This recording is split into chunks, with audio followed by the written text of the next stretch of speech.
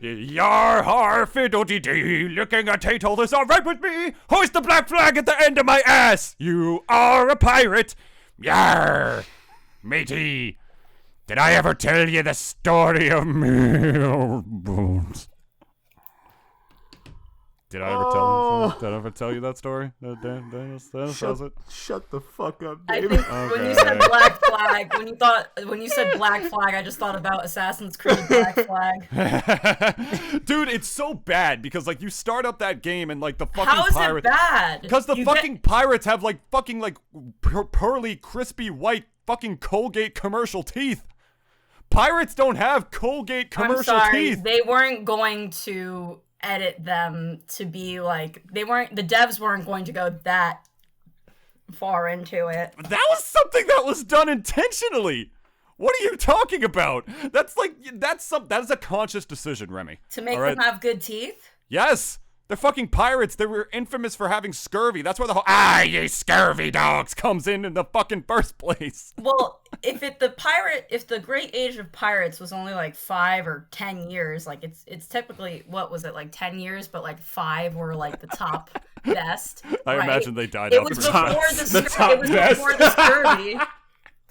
I don't know. Hey guys, welcome to the latest Watch Mojo video. Today we're going over the top 10 best pirates. All right, here we go. Top 10 Blackbeard. Top 9 Blackbeard. Number 8 Blackbeard. Number 7 Blackbeard. Captain Kidd, who the fuck knows? Number 1, the pirate Chinese queen. Chinese pirate queen. Number 1, Jack Sparrow. We all know he was real, right? He was real, right? Like, it goes to the editors. Like, Number 3, Kermit from Muppet Treasure Island. That goes to the editor. It's like, he was real, right? Like, he's actually kind of unsure. It's like, he's real, right? I could have sworn he was, like, Long John Silver, he's real, right? Like they can't be. I mean, fake, Blackbeard actually was. He legitimately I know that. Was a real I know, person. but like, you know, it's like the further down they go, it's like by the top 1, it's like they start to get into the real fictional territory. Oh, okay. It's like Captain Barbossa. Okay, so I have it.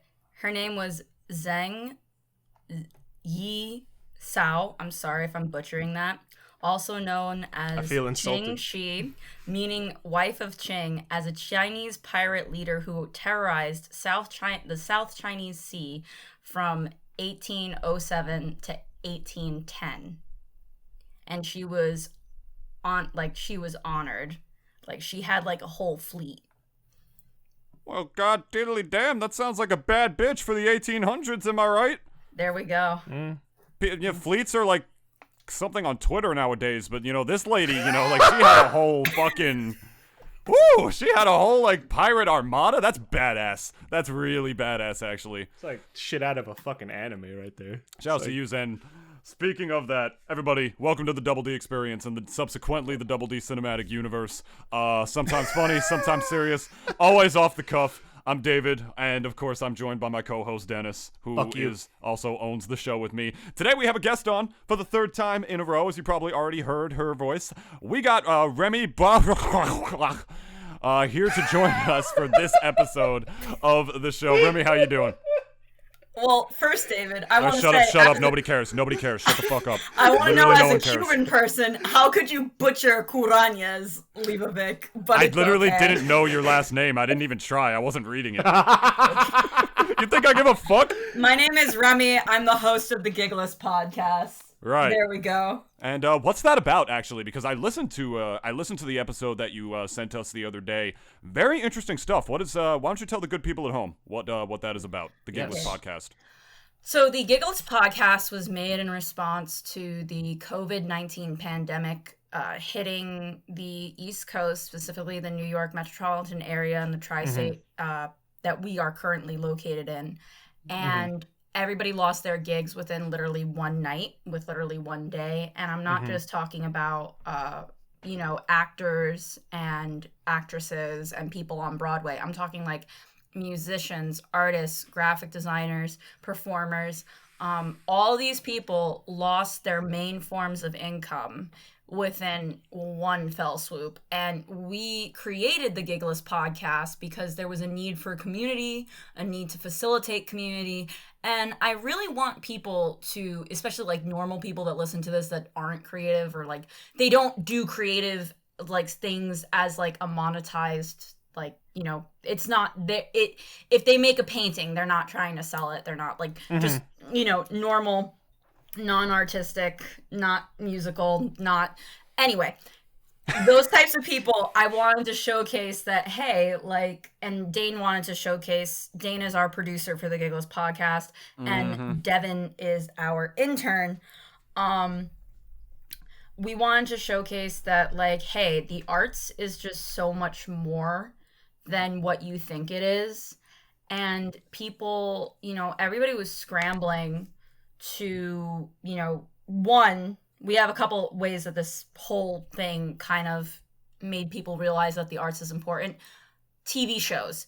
Everybody, all the news reporters, all the shows, all the late night TV shows were being done from the host bedroom. The lighting staff wasn't there. The camera crew wasn't there. Everyone that is creative, a lot of creative energy goes into making those shows, like from the camera guy to the background music to the live band that might be on that show. There's just, and to the set designers and to the outfits, everything. There's just so much creative energy that goes into creating those shows. And with all those creative elements gone, TV was awful. I couldn't watch TV. It wasn't for the fact that it was the news and it was negative. It was for the fact that it was just disgustingly, like, it was just like a bunch of Zoom conference calls on my screen, and just were the bad quality, and I was like, I can't do this. And that's the thing, is like, production was just like, overall, when you take away that creative element and you take away those creative people, you're obviously going to see a difference. And another way that it hit was, so I'm a graphic designer in my full-time job, and I do graphic design for it. And one of the things that hit was when the coronavirus was coming out and they were trying to educate people about it. There was like only like the graphics that were coming out trying to explain these really complicated subjects to people were just, one, they were ugly. Two, they were really hard to look at and read. And like, other than New York City, who already had like people on staff, like the outside areas, it was just like, it wasn't like, to the average person to read that, like, it was, some of the information was, everything was already confusing, but because they don't have like full-time graphic designers on staff for the most part, things were even more confusing. So, and then on all of that, on top of shows getting canceled for musicians, so all those tours, everything got canceled. Rammstein got canceled. That Weezer show got canceled. Every big tour that was supposed to come through got canceled. And on top of that, all the Broadway shows. And I think it's like over $1 billion. I don't know the exact statistic because it keeps changing because they're learning new things, but just the performing arts district alone brings about over $1 billion to the New York City tourism industry per year. It's understandably so. I mean, you know, it's pretty much that, you know, Broadway, you say that's one of the capitals of the world, and it's, yeah, that makes sense. It's really interesting to hear that. I got to say one thing very quickly, though. One thing very quickly before we continue here. I did receive one specific request from Dane, who unfortunately could not be here currently. He's caught in traffic from his internship from, I think, NYC or something like that. Yes. And I also had no idea that he also had anything to do with the Giggles Podcast. I found that out literally 3 minutes before we started hitting the recording button. So, big props to whoever didn't tell me that, or if that was something I should have even known. It's just on the intro to our. It's just on the intro to our podcast. So yes, and on the exit and in the credits. I listened to one thing. I was focused on the substance. Okay, I was focused on the damn substance to try to absorb what I was hearing. And never mind that guy that was already talking in the background. It's like, you know what? Fuck him. You know, I'm just gonna. Is that what you're saying to us, David? To a mutual friend of ours? I heard the name Devin. All right, and then I heard a man's voice. Forgive me for assuming that the guy you said was Devin. Oh no, her name is Devin. She That's a woman. is our Of course, intern. I got that wrong too. She's currently, at the time of this recording, she is currently attending Ramapo College in New Jersey for journalism, and she has been helping with our writing stuff for our websites and helping with social media. So, yeah. Yay! Well, I will say before we continue, though, is that props to Devin. In lieu of him being here today, he did make one request to us, and he really wanted me to tell the people at home in great, urgent, and probably horny detail that he says, and I am not a weeaboo, so I don't know what this means. Said that he very, very, very much loves Masoto from Evangelion. You got the name wrong. I did get the name. He told me it was pronounced that way. He said Masoto. That's what Misato. he said. He said ma. He said ma on the fucking phone. Ma. He did. I swear to God, he did. New York and he's saying ma. Ma. Ma. Ma, where the bagels at, Ma? That's how the fucking real anime fans are at. Well, I'll try one thing here, man. I'll send him the link and I'll see if he can fucking figure it out. We'll just go on that front. But whatever, Dane, I got it wrong. Fuck you. Sorry. You asked me to do one thing for you. I got it wrong. Nobody told me. Okay? Dan, if you texted me, I totally would have done it right. Because according to Dennis, before we started recording, I'm a very cultured person. So I'm excited. That was a lie, obviously. I'm just fluffing her up, obviously. I mean, I was just chugging marinara sauce because you're you real have to drown it with sounds like you're a wannabe. Sounds like you're a wannabe Italian, Remy. Sorry, not exactly cultured. You mean marinara? You mean I was in the Jersey Shore era? Yes. Yes, with your fingers on your thumb and everything. It's marinara. Oh my God. Well, that is so cool. Something. Honestly, that is so cool that you do that, because I think of all the musicians that have probably lost their gigs, lost their jobs because of all that kind of stuff, and who knows if any of them have any skills or talents other than that, if they don't have a fallback, or more than anything else, they just don't even get to live their passion and spread that love through music. And like you mentioned on the show the other day, Zoom just, it ain't always the same, despite your guest on before saying that he is still able to do it through there. It is not replaceable for human organic interaction, and I imagine that music, especially for music therapy, would not exactly translate the same way. I can speak for my mother as a speech pathologist. My mother is a speech pathologist. She's had to do virtual, sessions with very autistic children, some Down syndrome children and whatnot, and a lot of those kids should have still been in, man. Some of that missed education is, I don't know if they're ever going to make that back. So I imagine it's relatively the same for stuff like music therapy, Remy. Yes. So we have people on Gigless that are artists. Dennis. My Zoto. Did I say that wrong? Is it an E's? Muzo? Is it Muzoto? No, it's sorry. Muzaito? No, the bitch's name is Miso, okay? Alright, cool. Miso soup? Oh, no. Oh, no. But Remy, I'm sorry. Yes, okay, go on. So to get back to the Giggles podcast, we have people who are teachers. We have people who are full-time artists. We had people who were full-time musicians. A lot of them are full-time musicians. And then we had a lot of people who were just, gigs were their main source of income. And they would be working 5 different gigs to be supplementing their income. And that's teaching jobs, that's tutoring, that's workshops, that's, hosting, that's leading classes, that's speaking, all this different stuff. And when all of that kind of just went away, I went to my first I'm fully vaccinated. And I went to my first gig last Saturday night, and I went to go see Melissa Cherie, which is a local musician up here, and she was actually episode 3. She was playing a gig up at the Claremont Distillery, and me and Dane went. And I'm going to make a whole post about it on Gigless tomorrow when we have the most traffic.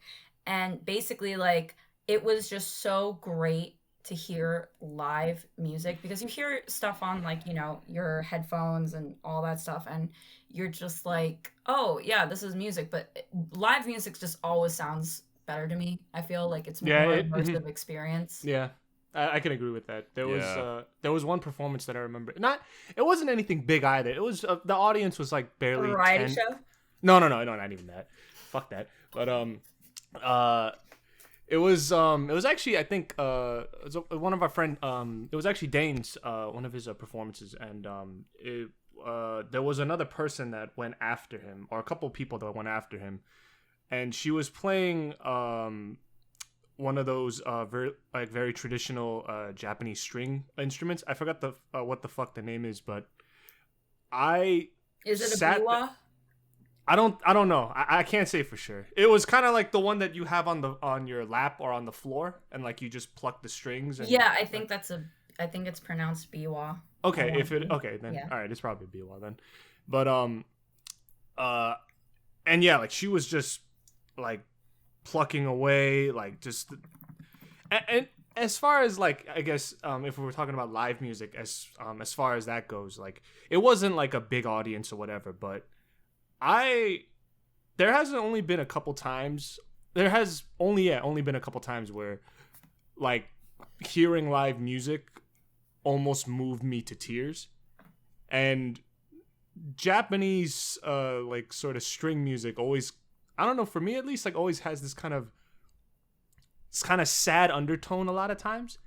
And I've never heard an instrument like that like in real life. Like, you know, I always hear it like on our TV shows and like movies and such, but like hearing it like actually like me being there and seeing her play it, like that was just like something that like I still think about to this day, like as to like just the experience, and plus like how it made me feel like after like her I guess her song was over. Because like I've only been to a couple concerts too, and I remember each and every one of them, and it's really much just like the experience of being there and like kind of just taking it all in, because music is very much not only like I guess I wouldn't say physical, but like an auditory sort of activity, but also like a very like spiritual one too. Because it is.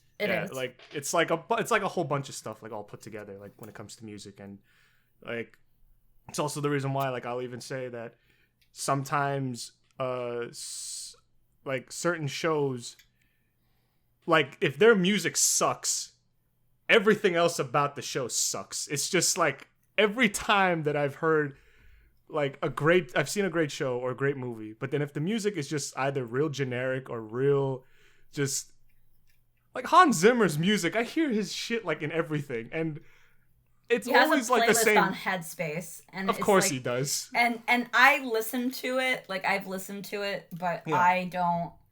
Like it's nothing special at the end of the day. Like nothing to him. Like he's a great composer and all that, but it's just like I've heard so much of his music, and a lot of it just kind of sounds the fucking same. Like every single time that I've heard his stuff. Like that's just at least. Did somebody say music? And going back to. Dane has creeps. Dane, you can turn off your camera. I wasn't saying anything because I didn't like. I wanted to see if you two noticed. I wanted to see. I saw him. Oh, I saw him. You can't miss that face. I don't know if you two were lost in something else. I mean, you definitely can't miss that. Discount Drake Bell looking motherfucker face. Let's not talk about don't stuff. say. Okay, Drake Bell moved to Mexico. No, I heard about this. Yeah. He got up and Drake straight up Campanella. dipped. He was like, Los Mexicanos te gustan mi música. Vámonos. And like Lord. That's what he did. And apparently he's facing all these allegations right now. I don't know what they are exactly. I haven't. He got bailed out already. He was like a $2,500 bail. Wait, over what though? Like what did he do? Oh God! No, so what happened was he had a 17-year-old girl that he was talking to, and he was like, "Oh, come to the show, and she's 17 years old, so that's enough for red flags. But it turns out that he was actually messaging her for like a few years, and then that's like, oh, Drake, like, why don't you just dig the hole a little bit here? Oh, so he did. So he did what everybody on Twitter immediately thought that Danny Sexbang did? No, it's not that. It's not that. It's deeper. Sounds like grooming, though. No. There's more. Okay, this is a meatloaf. Shit goes all the way back to Drake and Josh. No. Make it. No. Okay, I'm just gonna make it out here. Danny Sexbang, Dan Avidan, is like, he's clear. He has no problems. Oh no, we know that. We know that whole episode. We did a whole episode. I know. I listened to that episode. Drake Bell, however, has had issues in the past with ex-girlfriends accusing him of being abusive, and then accusing of verbal abuse and mental manipulation and stuff. And he also has a DUI, I think. Yeah. So there's and then after all that stuff cleared, he moved to Mexico. So that's why this is like a totally different thing than Dan, just to put it out there. Also, no, I know. That's why I'm saying he did what everybody immediately thought Danny Sexbang did. Well, they just, dude, I found out that like they're just remember that girl that played Kimmy Schmidt, like the Brazilian Kimmy Schmidt, and she was the secretary after Pam in The Office, that character. Unbreakable Kimmy Schmidt, Ellie Kemper. Ellie Kemper is her name. Apparently, Ellie Kemper attended a debutante ball back in whenever, and they're like railing her. I don't know any of this stuff because I literally am so busy. I have no time to like sit down and read the news. Oh, you have a life of your own. How dare you? I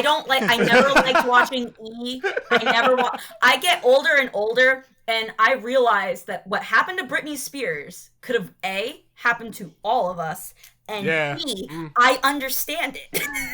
Yeah, she handled it pretty well if you think about it. Yeah. She just straight up said, she did. But it's still also because we're all at the same level here, except that she was a millionaire. So yeah, but also at the same time, like what she was going through, like she's still kind of like not dealing with the fallout, but like she's now dealing with other shit now, and like she's she just free. can't seem.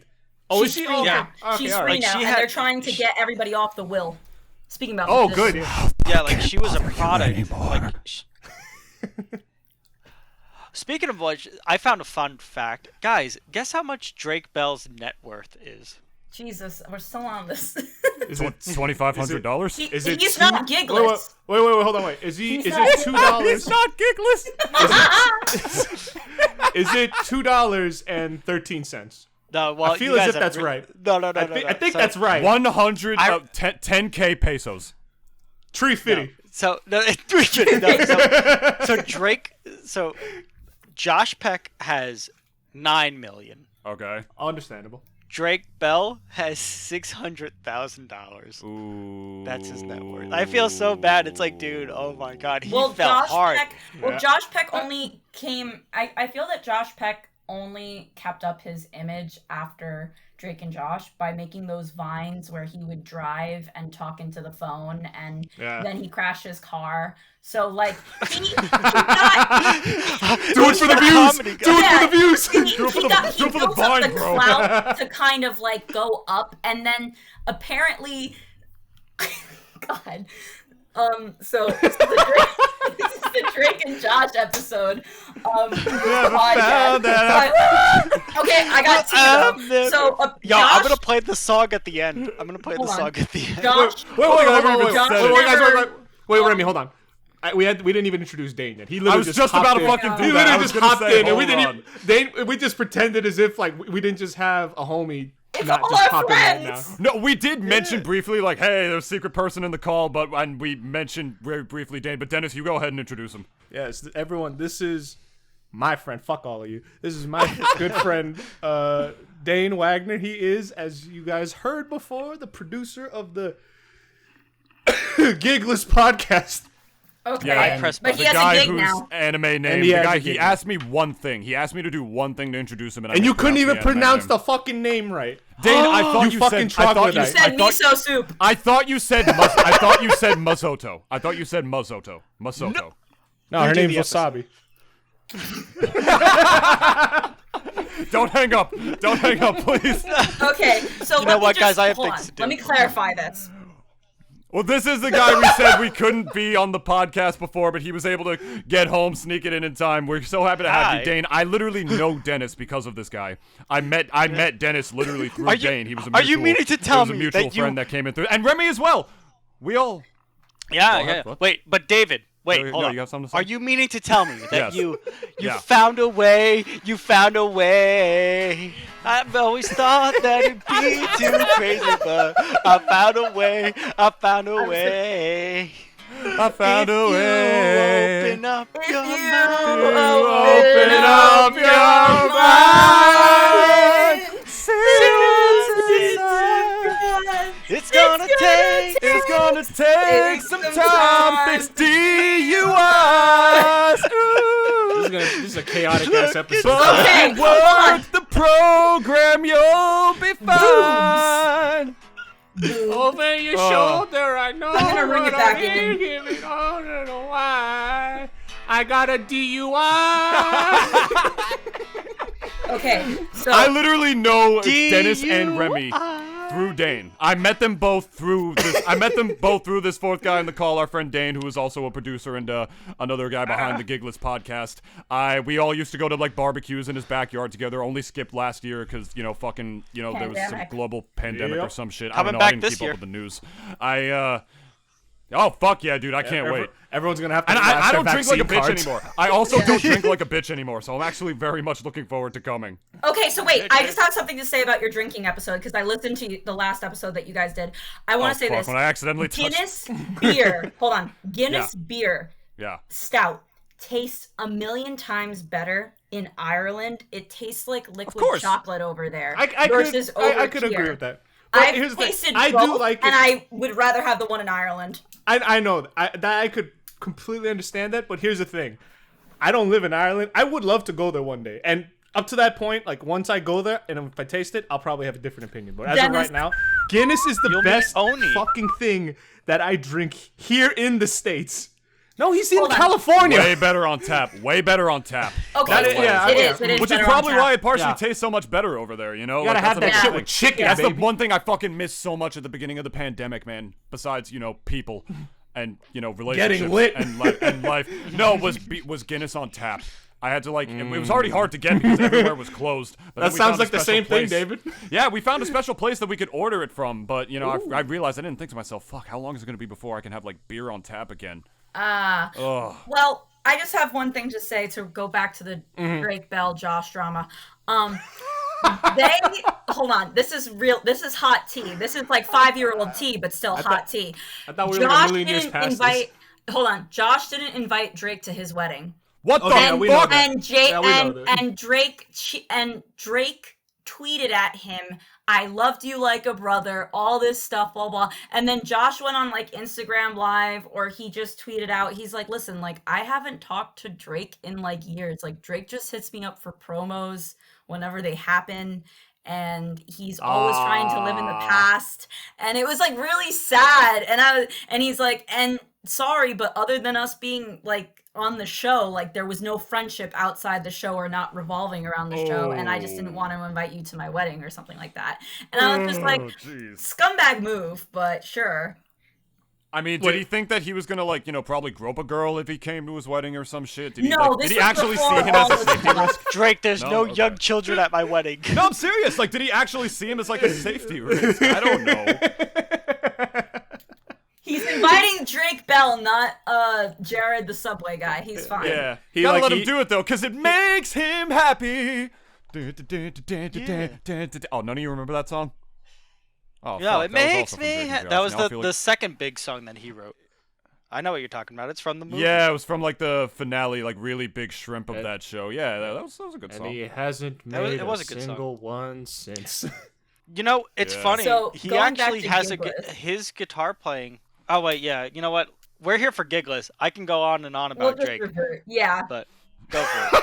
I could talk about Drake Bell for 3 hours, but I don't think we should. So, if you guys want, please continue telling us all about Giggles. Remi, the extensive Drake and Josh lore. Yeah, everyone in this fucking podcast is here for that. Exactly. I never in my life did I think that Drake Bell would become part of the Double D cinematic universe. Wait, the D in Double D does not stand for Drake Bell? What the fuck?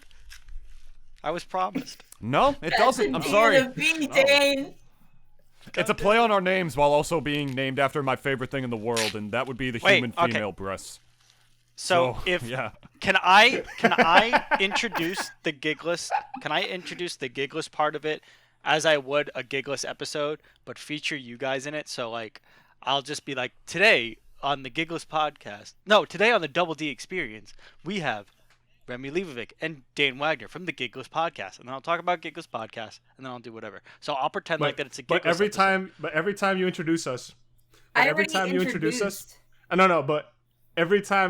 get introduced, each of us has to basically swear like really loud. Fair enough. No. All right, let me pull And up now featured guests on the Gigless Podcast, two dumb motherfuckers with no musical talent whatsoever. I mean, I could sing, but like, you know. I could play I could play a mean triangle, bro. Don't even at me right now. Wait, Dennis, you were in men's choir. What are you talking about? I was not in men's choir, you were twat. not. I thought you were in men's choir. Fuck no, I wasn't in that shit. All I remember from Dennis singing was how stiff this motherfucker looked on top of the Burger Palace karaoke bar when he was singing Viva La Vida Loca with this motherfucker in the chair. That's what I remember, man. I remember Dane swinging and swerving, all fucking drunk, dude. We used to go to this burger place with karaoke for all of Dane's birthday parties, right? Cheeseburger in Paradise. Cheeseburger in Paradise. And they had karaoke. Me and Dane sung All Night Long by Lionel Richie every time. That was our tradition. I fucking love that song. I remember and Dennis that sang a song. He sang Viva La Vida Loca. Yeah, dude, it was great. Yeah, but I was as stiff as a fucking dick. Like, yeah, I was as stiff as an erect dick like the whole time I was up there. Like, I got mad stage fright like real easy. It's like, it's always like right before I get on, it's like, yeah, I'm hyped. And then as soon as I'm on, I'm like, it's so annoying. You know what it's like, someone get me off here. The struggles. That's why I don't want to be a musician. All I'm saying is by the end of the night, you got on stage with a bunch of like drunk girls that you didn't know, and you were singing "Don't Stop Believing." My voice is already shot by this point, right? And you guys are singing "Don't Stop Believing." That song is because you were fucking wasted. I remember that. I have the Snapchat stories from that night. Let's go, Remi. I still have them. Woo! Yes, and let me just tell you, I will send them to post them on YouTube. I could use some more fat material. Oh, let me just tell you, that night. Those nights, because there were several birthdays. Oh yeah. It was just like, you know, that whole experience. I think that's something that I really missed too, was like the good. I mean, I don't go out with like friends like necessarily every weekend, but that was same. My yearly socialization. Yeah, the literally Dane's barbecue, your yearly socialization. I know, right? Hi everybody. Yeah.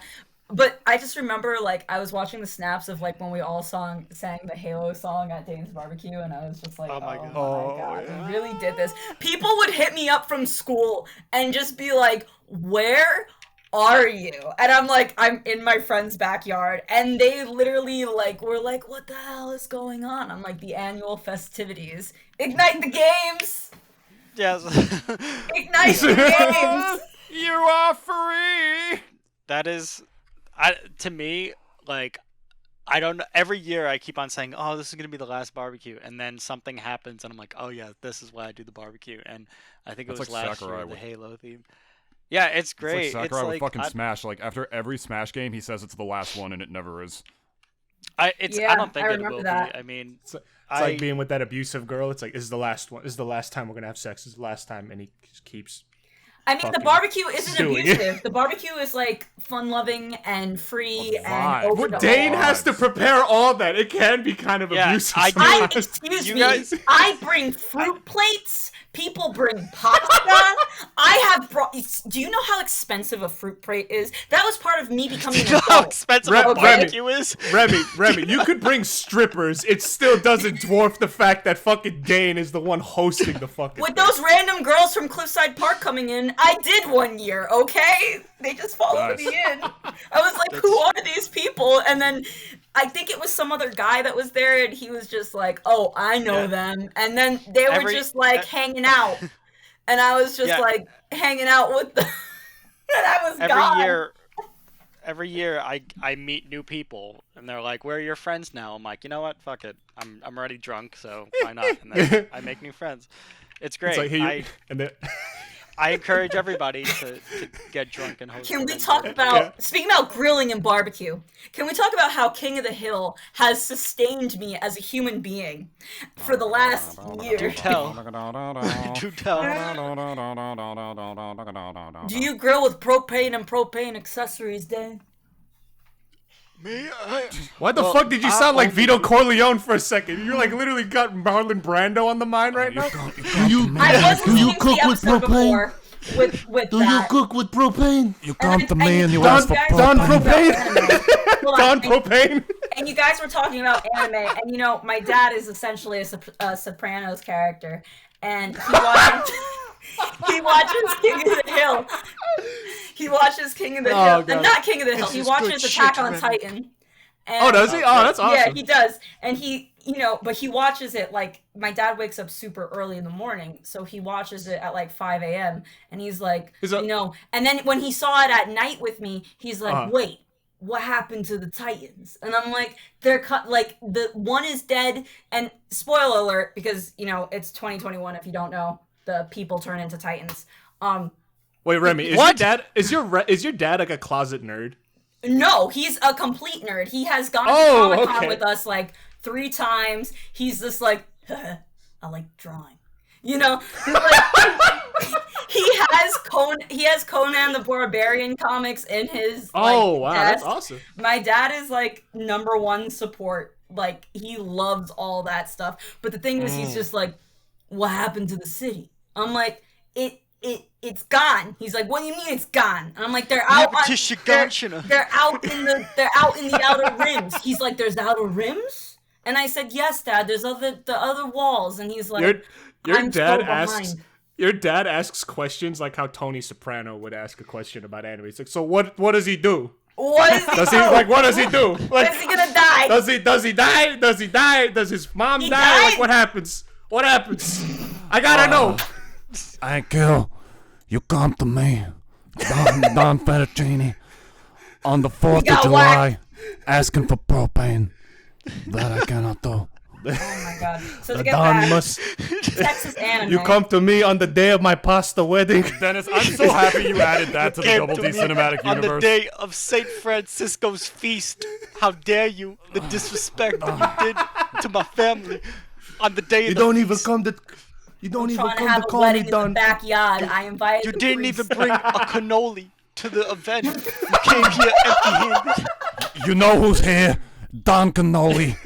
You didn't even fucking bring any. No, I swear to God, my dad made pasta because he makes great pasta. My dad is not Italian, but my dad does he make it homemade? Pasta. He uses like a pasta press and everything. No, like he uses like the roller. He didn't make not homemade, but he made good Remi, pasta. this right? ain't that store-bought shit. And anyway, he goes to my uncle. He's like, here, have a little. I got it from Maz. He's like, here, have a little. No, honestly, my dad had a whole he knows exactly where. Well, I don't know if they're open anymore, but all these old butcher and Italian places with like the sawdust on the floor. I'm trying to find Jersey. some. I'm trying to find some around Dude. here. A lot of them are closed. Yeah, when the Palma brothers, the deli closed down, that was like it for North Jersey. Like, at least for us. I mean, he knows the other ones like in Queens. Oh, I'm not gonna fucking take the Lincoln Tunnel. Well, then to go there. Well, then you gotta I want one around here. But that's the thing, yeah. Like, I'll take the Lincoln Tunnel. If Buddy I'm going to take the tunnel to go see Don Fettuccine. Just Buddy hide the Elf under, can walk Dennis, through the candy cane hide forest. under Dane's car with an oxygen mask and an oxygen tank. Jump in my car, Dennis. Like a sane human being, right, Dane? Social distancing. Yeah. I'm not gonna fucking go down to Dane's car. Don't worry, he won't be that close to the ground. There's plenty of potholes. No, if Dennis... I'm not even gonna do that thing that Indians do and ride on top of trains and shit. I gotta do that crap. Wait, no. But if Dennis went underneath my truck, I'm pretty sure he'll die. Dennis, explain why. So, Remi, you've seen Star Wars Episode 1, right? Yes. You've watched that pod racing scene. Do you remember? I haven't seen it either, Remi. It's fun. I did. No, I seriously, I am a huge Star Wars fan. All right. There is you know Sebulba's fucking pod racer, right? Yes. The one that sounds like like, you know, as it's going. That's literally like, I heard Dane's car coming from the distance one day, and that was the first, like, almost like an epiphany. Just like, that was the first thing that came into my mind as his car was like closing the distance between me and him, and like I was just beaming the whole fucking time, and like, I have to tell him. So I pulled up the fucking sound clip of like what his pod sounds like, and I just played it to him. Like, this is what your car sounds like, and all you just hear is I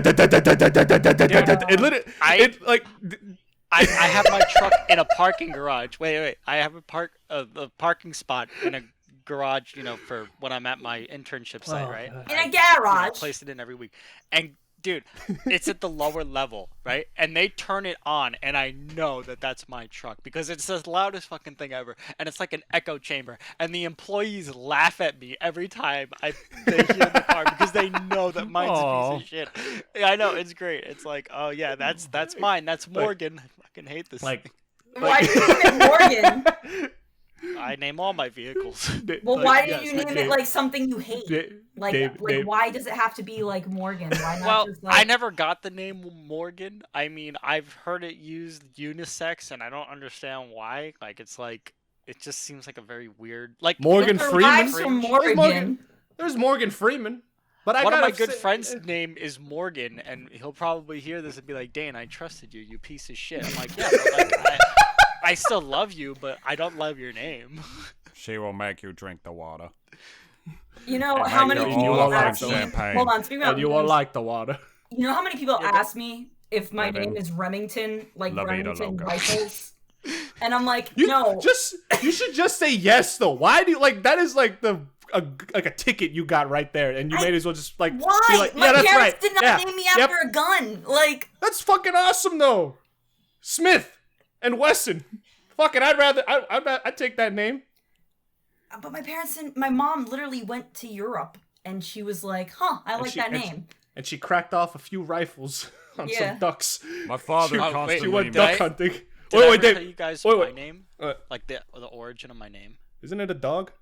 No. So check this out. My parents were watching a movie, right? And they really, really liked the character. And they're like, wow, what's that character's name, the actor? And it turns out that his name was Dane. But the problem is that in the movie, they didn't, like, they watched, towards the ending. And unfortunately, the kid dies. He drowns. So they named my name after a kid in the movie who unfortunately, I think in real life had unfortunately drowned, or whether it was in the movie. So that what they did was that because the kid drowned, my middle name is Christopher, the Christian saint of water. So then it's like, oh, you're protected by water. I'm like, what the fuck? No. Like, so that's my name Dane Christopher. So David, you're named after that guy that beat up that big guy, right? Sure. Yeah, let's go with that. Better than the fucking story I was gonna tell. I was no, my dad, to this day, never, ever let it go. If I'm named after David, King David, the second and greatest king of Israel, or fucking Letterman. Because he really liked David Letterman, and every time I ask him to this day, always says it's one of those two. Never tells Torah? me which. No, we're not of the Jew. Remi and Dane. Signed up for this. I'm gonna tell you this right now. You're not exactly the most wholesome people out there. All right. I'm not wholesome. No. You're not. No. You're not. You're not wholly wholesome. Oh, you can be a twat. You can be a twat if you want to, and Dane could be a dickhead if he wants to. It's all in us. It's all I'm saying. Let's not lie. But we're not malicious about it. The first live performance. No, listen. So me and Remi have a good story. So the first live performance that we went to, right? Oh God. We see all these people that we know from Gigless and stuff like that. It was unintentionally it just so happened that this is the show for the listeners listening in. This is the show that I went to go see Melissa Cherie perform at. Yeah. Okay. So we went there. Remi and I were the first people who were drunk and dancing and fooling around. I was not drunk. My drink was terrible. I did not like it. Yeah, Dane had the better drink. I had like some unsweetened tea with vodka, and it just did not taste. And I like vodka, and it just did not taste right. I don't know. I was in Philly the other weekend, and I introduced all these people to cranberry vodkas, and they're like, "We can't taste the alcohol." I'm like, "That's kind of the point." You know how this works. These hurricane drinks up in Wisconsin when I was at Smash and Splash 5, and they had these hurricane drinks bigger than my cock. It's like the big thick glass with a ton of stuff in it. It had like gin, rum, vodka, every single alcohol known to man in it. But it had basically a Long Island iced tea. Yeah, basically. And it had this. That's why we went to Cheeseburger in Paradise. Had a ton of sweetener in it. Beer it. Filters like that. Yeah. Had a ton of sweetener in it. It literally did not. You couldn't taste the alcohol at all. $30 a pop for those drinks. For sweet drinks as well, and for all the guys out there, you're gonna call me he's a for liking sweet drinks. It's like, I like margaritas. I'm fucking sorry. I love margaritas. But for guys, Oh my goodness! I would get shit on. I would get shit on by my cousins if I ordered a fucking. If I got a daiquiri, I would be called like a bitch. I'm sorry you don't want to get drunk fast enough in an enjoyable, delicious way. Yeah, that's the thing though. This is my logic, because it's like because alcohol already by itself, it tastes disgusting. Like a lot of drinks by themselves, kind of do taste pretty nasty. Like you gotta mix vodka straight. Yeah, vodka straight. Burn. I might as well fucking drink formaldehyde. I fuck it. It's for that reason that a lot of times I always go through the cocktail menu and just see what they got. And I will say a lot of drinks do look as if they are meant for girls. I'm also just gonna put that out right out there. Cosmos are not meant for dudes. I'm fucking sorry. If you're a dude and if you drink Cosmos, I'm gonna say something about you. Don't let Sex and the City win, Dennis. All right, that show is all about feminism, but Sarah Jessica Parker looks like at the drink though. I never even watched the show, but I've seen Cosmos. They're fucking spiked orange juice. Cosmos are right now. It's spiked orange juice. You mean I'll say this is a man who takes much more of a delight in the juice of the barley. Let people drink whatever the fuck they want. All right? No. Look, okay, I'm not saying that you shouldn't drink anything. I'm gonna make fun of you. I'm gonna make fun of you, but I'm not gonna be like, you shouldn't be drinking that. Oh, you're subject. I get to shit on you a little bit, and you get to shit on me. It's like it goes both ways. Look, all I'm saying is that I learned getting drunk off beer is just fucking awful, especially when you're at a wedding or a party or something and you're dancing. I felt it, dude. It's like every alcohol's got a different drunk effect. Yeah, wine drunk. A lot of shit just comes spilling out from people. Wine turns me into a very jolly man. I'm not gonna lie to you. I start swigging and swerving and actually start getting along with my sister, which is how you know I'm fucked up. And oh my god, it's it's wine different, but beer is different. Beer doesn't take beer takes way longer to hit me. First of all, it would. Well, it's diluted as fuck, you know. Yeah, of course you're gonna need a couple. It's the reason why some dudes when they go to dives they have to literally have 16 fucking pints just to at least feel anything. Although at the same time, will get you done. I will say I don't usually get drunk off beers, but wait, what's the name of it? Tecate, the Mexican beer, that hits me like a block. That's the last of the Mexicans. It's such a light beer that it has knocked me over. But then again, I like sour beers. I've just discovered a few months ago that a few months ago that I really like sour beers. Do you like bitters, Remi? Like bitter drinks? Yeah. Mm-hmm. I like vodka with honey. It's an infusion. There's this distillery up in it's called Dennings Point. It's up in upstate New York. They have a vodka mixed with mead. That is so good. What, medieval mead? From the fucking old times? Yes, and fucking that's what the hell is this shit? Dennis, it tastes so smooth. You don't taste any of the vodka. It's delicious. Oh, come down, Grello, wench, bring me mutton. You know what you want, and Dennis? bring me a wench as well. You're that guy from the Starburst commercial. I'm Scottish Korean. That's you. Never get me a haggis. and a winced, and a fucking kilt. Starbucks will, not Starbucks. Starburst will never sponsor this podcast, but I wish you all guys all the best. I want Wawa. I'm trying so hard to like test my fucking like lengths or like imaginations as a voice actor by trying to think what the fuck a Korean Scottish man would sound like. Annyeong haseyo. Commercial right now. Wait, Remi, do you listen to WFUV on like Sunday or Saturday? Yeah, it's all the Irish people. Right? Okay. It's great. I listen to it. I jam out to it. I'm like, yes, right? Man. Yeah, that shit is awesome. 1,000 highs, 1,000 welcomes. So check this out.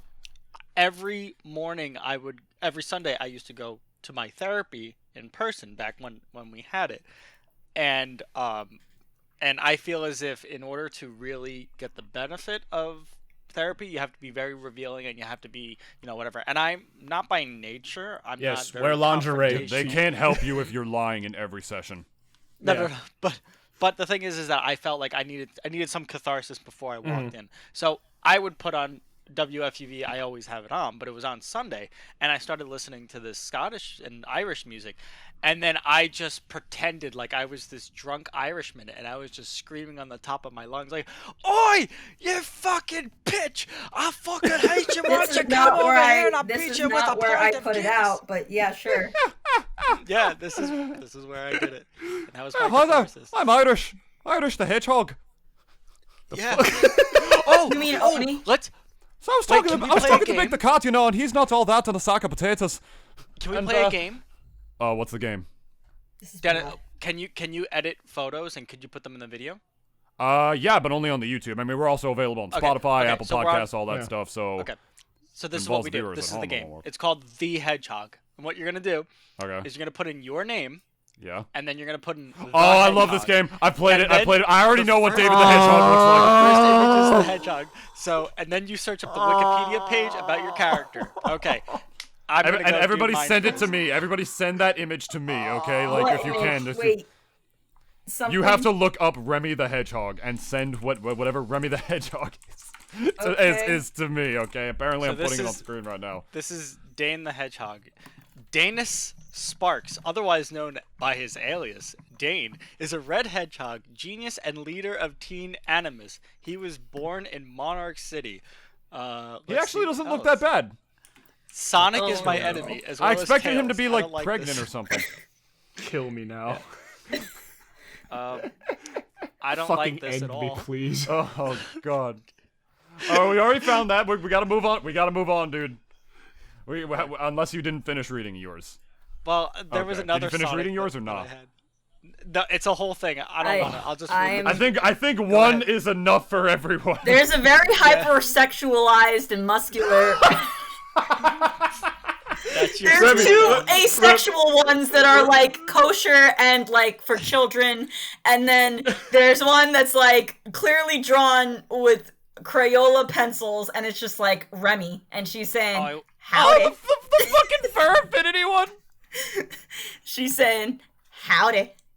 That's God. Remi's catchphrase. I mean, great work. You can definitely grow it. Howdy. Is it the one in the green Minecraft shirt? No, go down. It says it's the sketch. Oh, and then there's one that's terribly. Oh my God. It's terribly sketched out, but the breasts are huge. The other arm/hand looks terrible, and they're holding a samurai sword in the wrong position. I love modern art. Oh, we're actually in the contemporary era, Dennis. Oh, I can't even find it, man. I'm just scrolling down and I'm not seeing it. Anime it's on the second one. It's REMI. My name is REMI. Girls are REMI. And on Google Images, right? Yes. Remi the Hedgehog. Remi the Hedgehog. Yeah. You talk about this little blue squirrel-looking motherfucker? No, hold on, David. The second image? Yeah, please. Just send it to me and it'll be on screen, right? I'll put it up. Oh, I'm gonna go with. So this is. What the fuck? That's a woman. I told you. What the hell? Wait, David, send me that one. Yeah, I don't have. Why is David the Hedgehog a girl? Why not? Davina. Davina? Davina. And Denise. Wait, David, can There's you a lot share of your D's on screen this so we can see podcast. what you're doing? This is fucking peak degeneracy. This actually might work. I can share my screen. Actually, Yes. I will just do that. Let me go that route. All Dear right. fucking lord. Here we go. And wait, can I get this? Yeah. Here we go. Look at this. Do you see this? Good for her. She's like a really, honestly, if that was a character in Sonic, I would believe it. Like, would be like she's Sonic's not twin. sexualized. She's like totally normal. She's just like Sonic with the hair pinned back. And that's Remi, great. Reminds me Remi, of a boy named Sue. Remy, she's Sonic with titties. Like, No, give me a she's break. not. Give Look me at a mine. break. No, look at No, mine Dennis, with. she's Look at Sonic what I with sent you, titties and an David. ass. No, look at what I sent you. No, Okay. David, I sent you the link on Facebook. I She's- see it. Yeah, She's hold on. Thought the Hedgehog. She's not Thought the Hedgehog. I'm Thought the Hedgehog. What Hold the on. hell? Okay. Okay, I see what you're talking about now. This This looks is great. This is great compared to what I'm about to tell you guys. Oh my. I mean, she ain't no Lord. Rouge the Bat, but you know, like still, like. Oh, I see it now. This one. Oh, Howdy. Look at her. Oh, hold on. Howdy. And then look at the other one. You see that black gray one, like up the top left? Oh, the black gray one at the top left. Yeah, Here? yeah, right. No, yeah. to the right, top right. That one. Yeah. That's how it went. She's kind of thick. Yeah, but why is one of her titties bigger than the other? Okay. I mean, those do That's exist, actually but like, pretty no, normal. That's I actually know, but like, I know those exist, but Artistic it's just like expression. when you're Cancel. drawing, like, usually, typically, when like horny ass motherfuckers like draw like titties and shit, it's always symmetrical. I have never seen asymmetrical tits on a drawing in my life until today. Like, I'm being dead honest here. Yeah, Dennis, and I've also never seen fucking quadruple K size in real life, but you'll find plenty of that shit on DeviantArt. All right. It's not you're expecting realism out of your fucking Sonic the Hedgehog I'm not. OCs? No, I'm not saying I'm expecting realism. I'm just saying that I know titties are asymmetrical. I know that. Fucking practically mine are as well. So it's like, I understand that. My whole thing is that the general population of artists don't draw like that. You see any anime, whatever, like I don't think they've ever drawn I have an art asymmetrical school tits in their story life. after this. So you guys have a podcast, don't you? Yes, but I will say right now. Okay, so I have a couple stories about art school. Kid's so fucking degenerate. Dane's got us looking up fucking Sonic OCs. What is is what I happening do. right now? Oh my Okay. lord. So, Oh, okay, you so toxic motherfucker. okay, so speaking about drawing, and I'm gonna take the conversation and steer it towards what's it called? I'm gonna This is steer it what I towards do. art school. So I do want to talk there about were Giggles. people. Yeah, we will talk about Giggles. Yeah, no, I have questions for This you. is I getting have into questions for you Giggles. specifically later about it, Dane. Yeah, go ahead, Remy. This is about Giggles. So This is like the phase 1 from MCU. It's everything's gonna This is lead how up it to started. Giggles. Yeah. You know what I The mean? Like, origins. everyone's gonna lead up to the Avengers. great. The truth is, Zero. I am everything's Gigless. everything's leading up to Infinity War, and then we're gonna cap it off with Endgame. This is how this is gonna go, right? It's like, Podcast Civil War, the Double D Experience versus Gigless. Well, My I friends would just against love it yours. if like we just trashed each other. Like we just trash each other on Twitter like all the time. We just go onto each other's videos and just like leave like horrendous ass comments and saying like "fuck you," like "I hate you," like fuck your family, and Like all the ones shit. that like Twitter's shadow Well, banning wait, your ass that you try I to want do to hear to me. Remy's art story. Yes, please, Remy. Remy. I am so sorry. We just Yeah. we're being we're getting real penis David, you don't right have to now, and I'm sorry. mansplain to me that you're sorry. Oh fuck! No, I'm just sorry. We're getting real penisy right now. I'm All sorry. right, so okay, Remy, all I right. am very sorry for. I'm sorry for having a dick. I'm really I'll sorry. stick a cock in it, will you, This Remy? is the really first sorry. time he's ever had a female guest. I'd like to so I'd like go to easy on him. apologize to everyone on account. Hold Yeah, up. no, Remy is the first female guest. Wait, This is a big achievement, guys. Clap it up. Historic I'm moment. opening doors. I'm gonna go take a piss. Opening doors for the Double D Experience. All right, so Well, now guess- that dead weight is gone. okay, so basically my story. I want to wait till Dennis gets back because this has to do with Sonic OCs and all Okay. this stuff. So I guess Bro, to the tell me editor that you Burger can cut King- out. Let me ask Dane this question then. Dane, I asked Remy about it before, but can you actually for no shits and giggles, real talk, tell me what makes music therapy so valid and like unique as a form of therapy, because I listened to the latest episode of Giggles, and I heard who was your latest guest that you had on? What was his name again? Amateur Abhorrent. Yeah, and I heard him talk about it, and even then, maybe it's because I was simultaneously playing Call of Duty at the same time, but I had it muted, like I was listening to the fucking podcast. It was just like something I do, and I'm listening to it in the background, you know what I mean? And so I heard him describe it a lot, and it made it sound very unique, but I know you've been doing it for quite a while, and even have a degree in it as well, do you not? Yeah, I'm finishing up my degree on it. I'm gonna intentionally keep this really short because I'm working on my elevator pitches. So what music therapy is that it's a clinical and evidence-based practice. It uses music interventions to accomplish individual goals within a therapeutic relationship.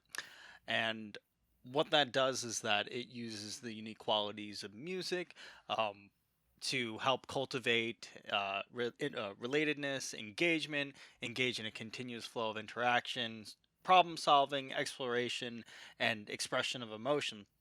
And as a music therapist, I help support that musically. So that could look and sound like many different things. It's really about the process, not the product. It's not like, oh, we made an album and, therapy. It's like, no, we're going through and exploring all these difficult things through the music. And it doesn't even have to be like a full-fledged song. It just has, we're just exploring it through the music. And we as humans, I feel as if, like, art is one thing. Art is just this innate human quality, but I feel as if there's something so indigenous and something so raw about music. Like, it's not even about listening to it. It's just there's something about it. Like, innately, humans are musical creatures. The reason why we're not, like, we don't speak with monotone is because of that. Like, we have inflections, we have affect, we have all this exciting qualities. We can build up tension and create suspense with our voices. So, like, these are musical elements. So what, as a music therapist, once I become board certified, I like to explore that. I'm trying to bring out the most with clients, and I work with individuals with autism. So with that, we can really get through the problem solving and the exploration and expression of emotions, as well as kind of just give them the space to explore and get a sense of self. So that's kind of it. I mean, it's there's a whole lot of stuff, but essentially what I do is I make loud noises and I make music with it, and that's my job. Well, Dane, if you just said it like that, then I wouldn't have tuned you out. Now, I was gonna say, like, that sounds very similar to what me and Dennis do on our show, but this shit is not therapeutic. Or it might be, if it might be, if you feel like you needed some laughing in your life, but definitely not music therapy. Me and Dennis are not board certified. Yeah, I'm a board certified idiot for sure. Yeah. I tested out.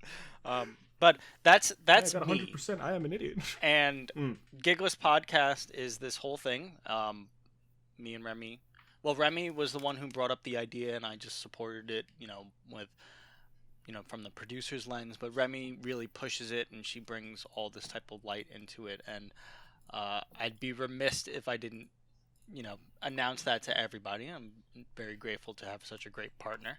But yeah, that's me. And I feel That's like, cool, man. like Gigless and stuff like that. Like, it's become, at least for both of us, it's become like this nice project that it started out as something to do to pass quarantine, but now it's become this nice little community. Oh, are we talking about origin stories right now? I'll bring up this origin story from art school. And I wanted to tell you, Dennis. So, and it goes back to the Sonic OCs. And Giggles ties into this too.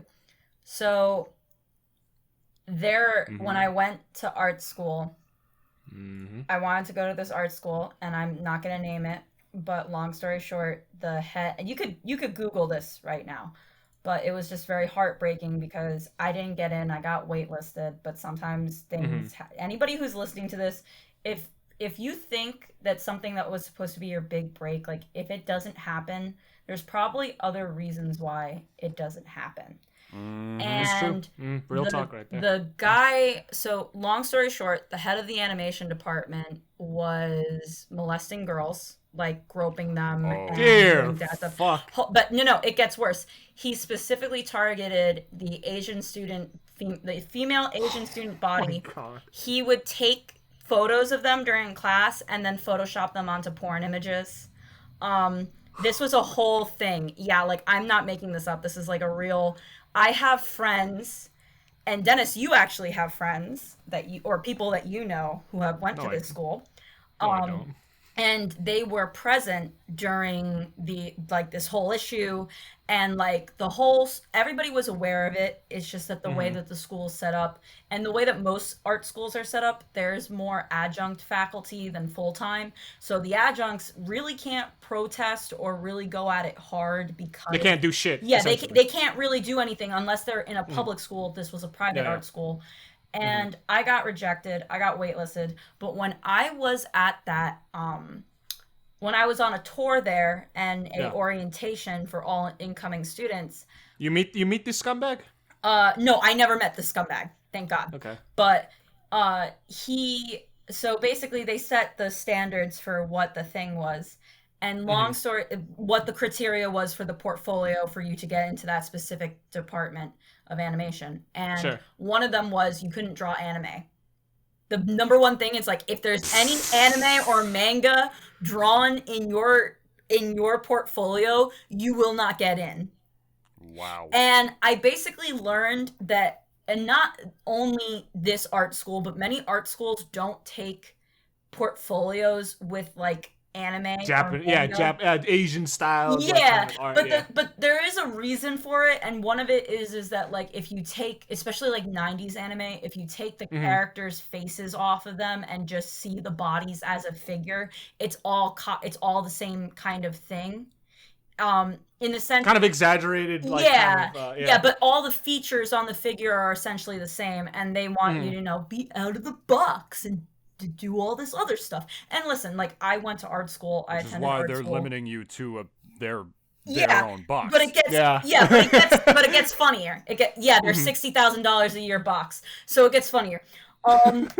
So one of the people that I know, I don't know, he's not a friend of mine. He's not someone that I'm like, I just knew him through other people. Okay. I know that he draws furries, anime OCs, and like all this stuff. And he sounds like a swell guy. Bank. This is like went back when I was like at Bergen, so over like 5 years ago. But I knew he was making like $500 a commission for drawing someone as a fucking furry. So he was as anime and all that stuff. And it was weird because like they had like a comic book focus too. So I was like, why wouldn't you draw manga if you wanted to get into comic? I was so confused. But But yeah, no, guys, like that we make fun of it, but there's people that are doing that, and that's like their income. Like that's their whole thing. There's a market for a lot of things. When the rest of us became Giggles, I knew people that were drawing like manga and stuff like that, and they were good. Like they were set. They were just like, I'm still getting commissions. You either die Gigless or you live long enough to see yourself drawing furries for people. Yep. and it's all part of the plan. It's all part of the plan. But that's the thing. It's like, you see, life is like gravity. Remi's all it takes is a little push. Speaking Remi's about the Joker, got plans. Dennis has got plans. Oh my God. Sorry. Dane's got plans. Episode 1. Maybe not so. Episode 1, Brandon is sick. He was one of the goons in the Joker movies. In the Joker movie. Oh, sick. Yeah, he was one of the clown. If you go back to Brandon and Sig, episode 1 of the whole Giggles podcast, he was. There'll be a link in the description, by the way, if you guys want to listen to that. Yeah, he was one of the goons, and our interview was talking about how he was on set for the Joker movie, and that he was one of the guys in the clown masks on the subway.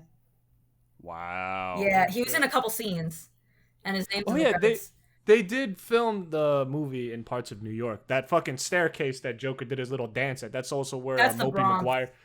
Yeah, but that's where Mopey Maguire like did his fucking dance in Spider-Man 3.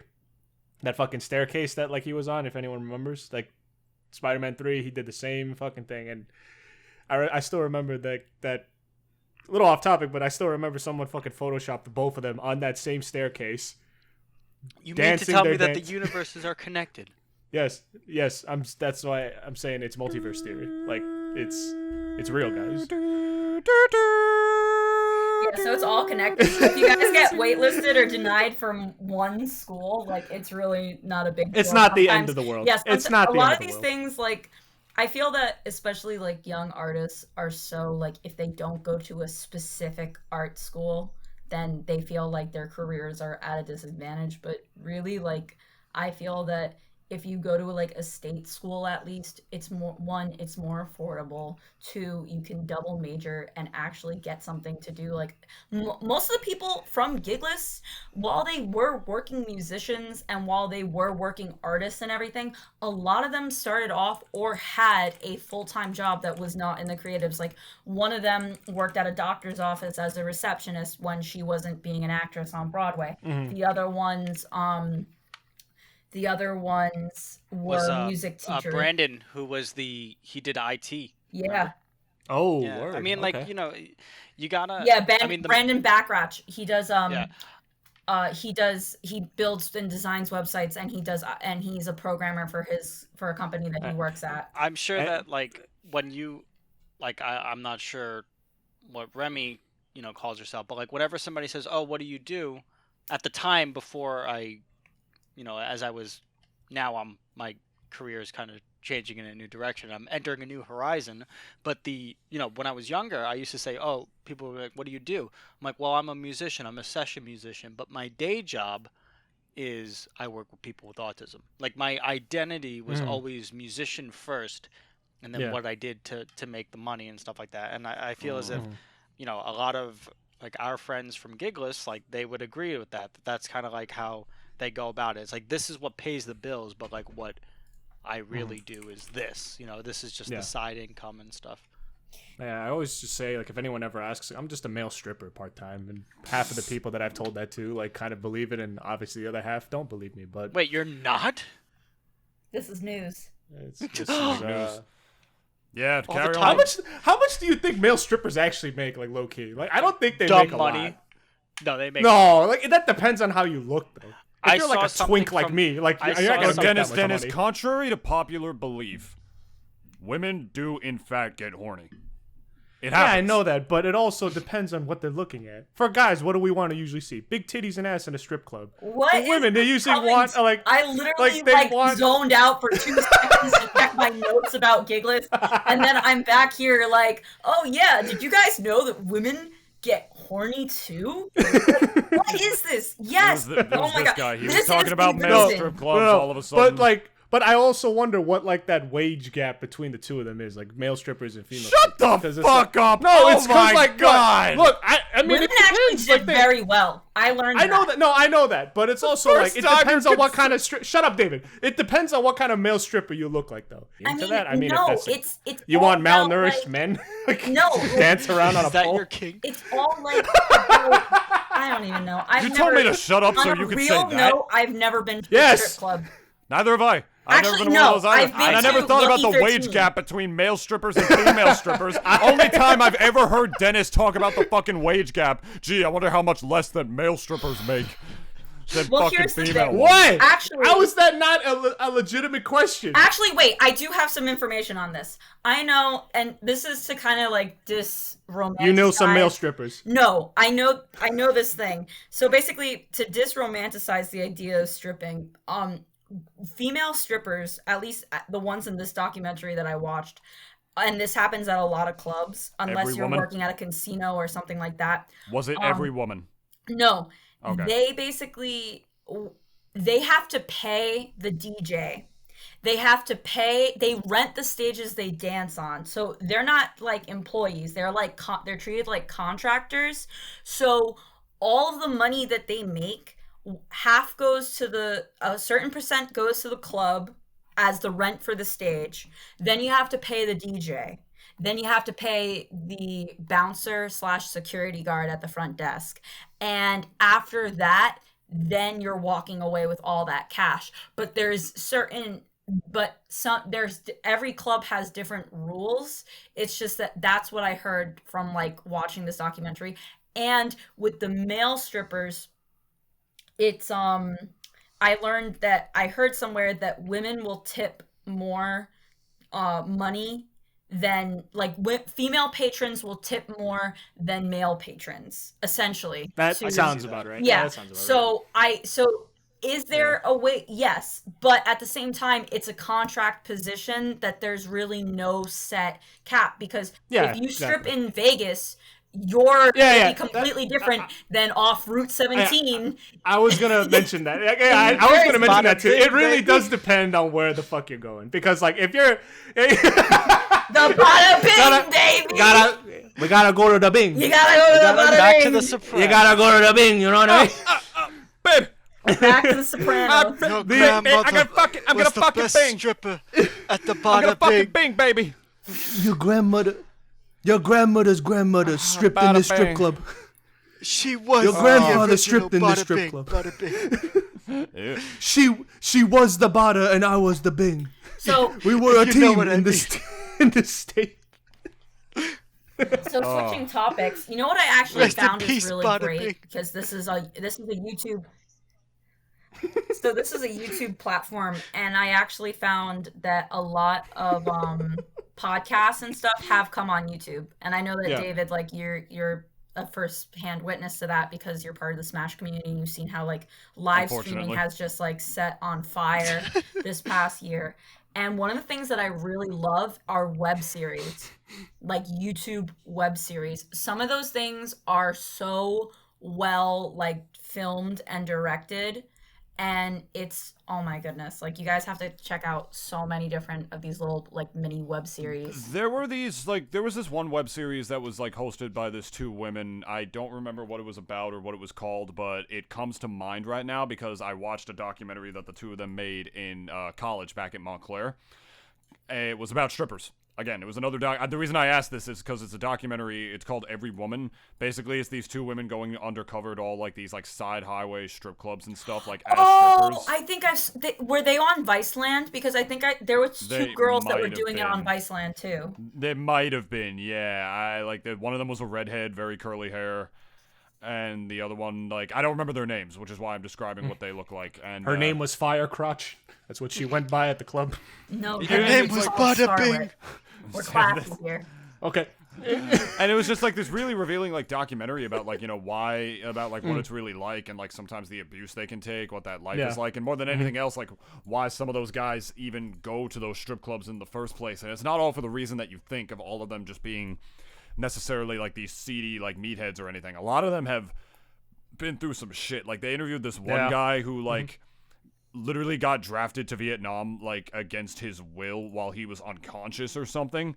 Like he literally like woke up like I think like stationed somewhere or something like that. You're going to Nam. It's like, what? Pretty much, yeah, something like that. And even like showed her like some like these very sustained injuries that he took, and like showed them where like they would be on her body, but he asked her before like he could do it. Like he was actually a real gentleman about it. And a lot of those guys revealed that, shocker to not too many people, the reason they go to these things in the first place is because they've never experienced love. They've never had, like, you know, a woman in their life to just, like, have a genuine, like, kind of relationship with for one reason or another, whether they're unattractive or whether their jobs don't permit it or whether they were just dealt, like, a shit hand in life. And part of how that movie ended is that these two women who made this documentary, they danced with them. They literally just danced with those guys. Not in a sexual way, like, in a very sweet way. Like, they did, like, some, like, slow dances and stuff, like, Well, you know, just to, like, it's so show them what that interesting. was like. And I'm like, There's wow. It was with so powerful of them documentaries- to like do that in that kind of environment. Like as a woman, you know, that's so fucking brave. Like to like with those kinds of guys as well. Like that had to have been a very scary thing, but they put what was better before them and just tried to make the world a better place. like through a very scary situation. Like there were scenes in that documentary where they got chased by some very creepy dudes off the side of the road. It was all on film. Like it was all real. It was like a fucking documentary, man. It's called Every Woman. If any of you want to see it, and Remi, if you like that other documentary about strippers and like strip clubs and whatnot, I think you'll love that fucking movie. I'm literally YouTubing it right now, and yeah. I personally love this one. It's called what's it called? It's called Ghost BFF, and they actually got a bunch of grants from like the Canadian Art Society or something. Like they basically got all these grants to make this really good series. There's like one of the main characters. I believe two of the main characters are Indigenous or Métis people of Canada, and they just spotlight these two girls, and one of them, she, no spoilers here, but because it says in the first episode, she's partying in their apartment, they're having a party, and she accidentally overdoses and kills herself by accident. Like she didn't mean to do it, and then she comes back from the dead, from what she calls the purg, and she's trying to she's trying to make her life straight through her best friend again, but her best friend had like developed all these issues and problems because of her friend's death, and there's some exploration with that. And then another series that I really like, it's Pride Month, Brujos, because that's about a bunch these are all fictional stories, but Brujos is about this group of gay Mexican and Latino witches. Essentially, brujo means witch, or bruja means witch, and what they are is they're witches in Chicago, and there's like these, I guess like the Templars are kind of after them, and they have this whole sick website. It's awesome. Go watch Brujos, go watch Ghost BFF, and my last one, go watch Pink Slipped, because that's also focusing on a Latina cast, and that's all about these other girls also in Chicago that are like basically all our ages, and they're all trying to like make creative projects happen and make things happen while being underpaid and while being like having to work in the real world and not really being able to like focus on their creative projects because like there's no mommy and daddy money. They're like in their mid-20s, they moved out, they can't move back in with their parents, they have to make it work. So that's like a really good one. Thank you. I just saw your IMDb. Yeah, that sounds literally kind of gay. Yeah. I love this podcast. That's kind of gay. From Drake and Josh to strippers, like I fucking love this podcast. It's not gay. Come on. We've made a full circle. I don't know. It's kind of gay. Yeah, but this isn't like a shameless plug for Pride Month. These are actually like queer gay actors queer, gay, LGBTQIA, the whole nine is in that series, and it's like, it's so great to see that kind of representation, especially on a web series that's not like, they had a Patreon while it was, getting on, but I always think about that now, and this will sound about white, and I'm about to get real liberal, I guess, but it makes me think to myself, like, whenever like people like black people or Asian Americans or people on the LGBTQ spectrum, all that stuff,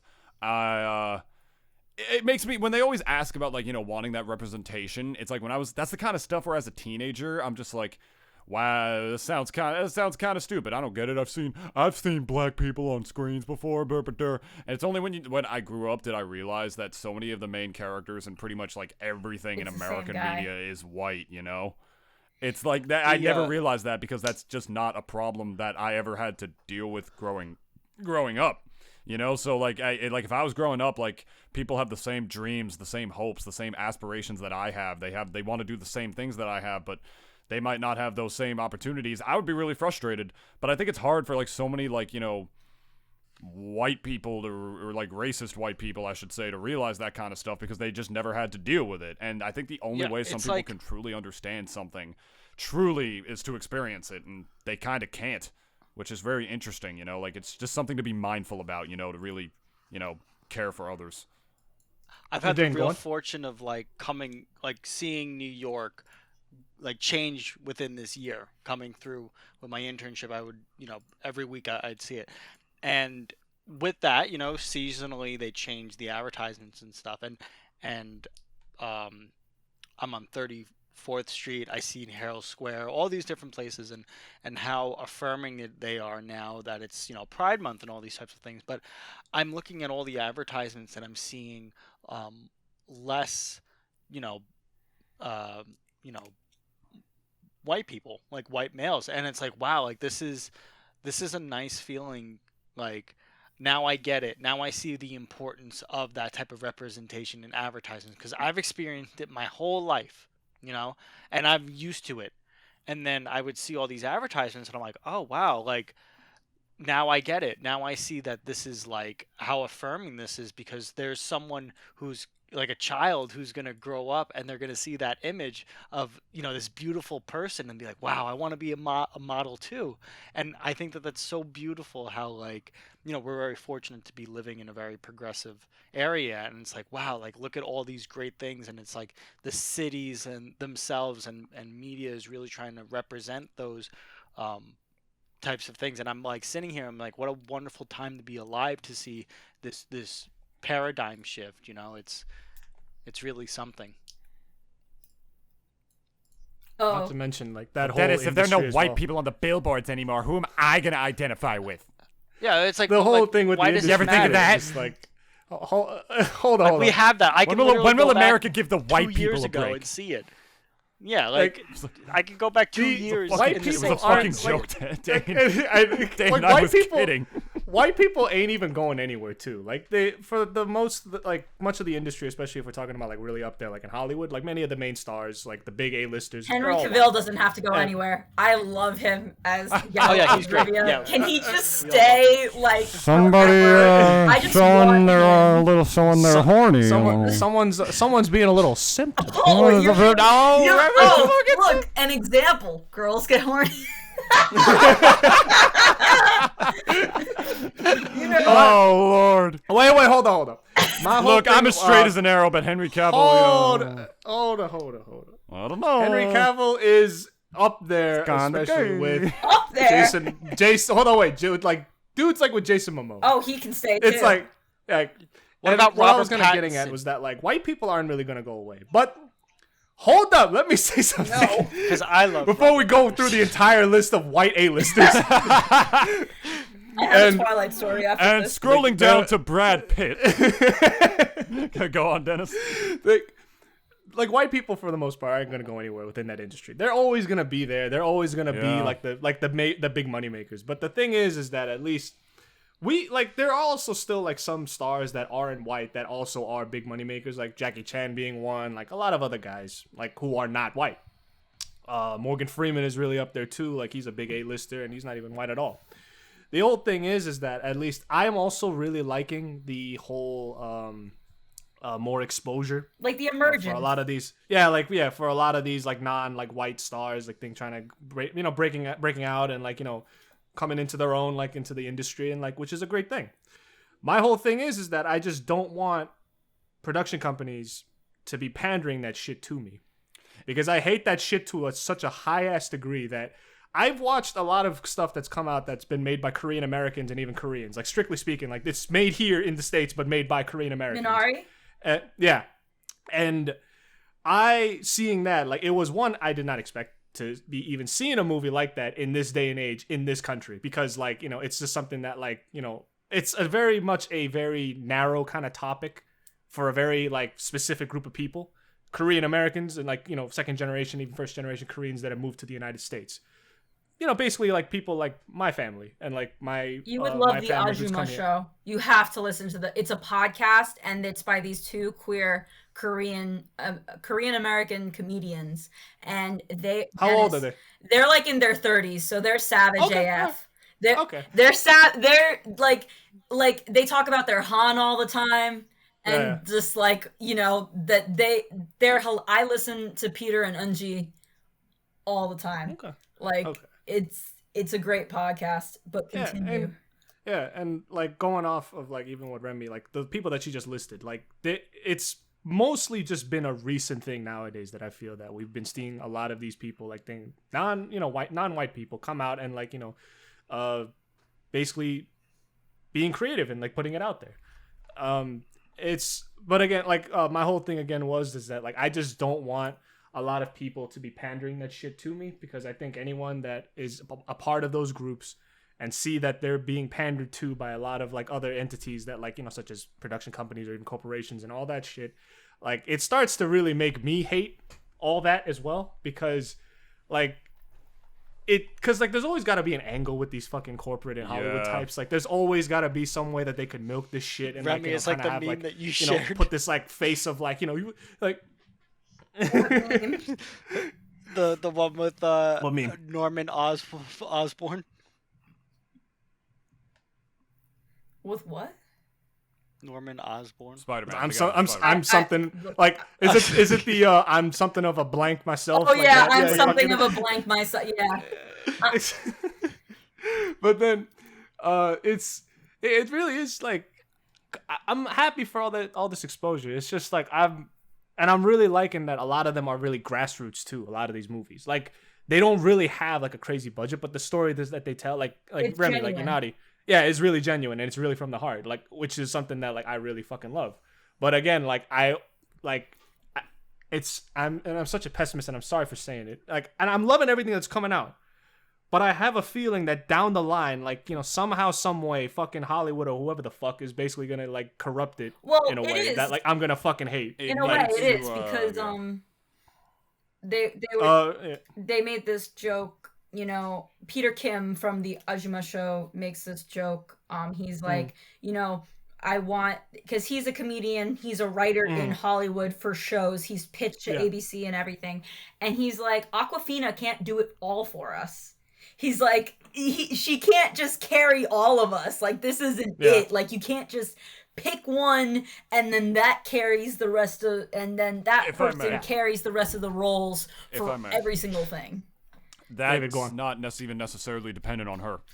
It's not necessarily dependent on like other Asian American actors who need to step up. It's not even just that. Yeah, like, if they get their opportunities, they have to step up to actually break through that ceiling. Yeah. How the fuck are they going to do that if no one's going to give them a chance? Exactly. So that's what what Peter Kim was saying with Awkwafina, where it was just like, you can't just keep getting, good. I mean, listen, Awkwafina is like one of my favorite people, honestly, because one, I follow her on Instagram. She's hilarious. It's my favorite bottled water too. Yeah.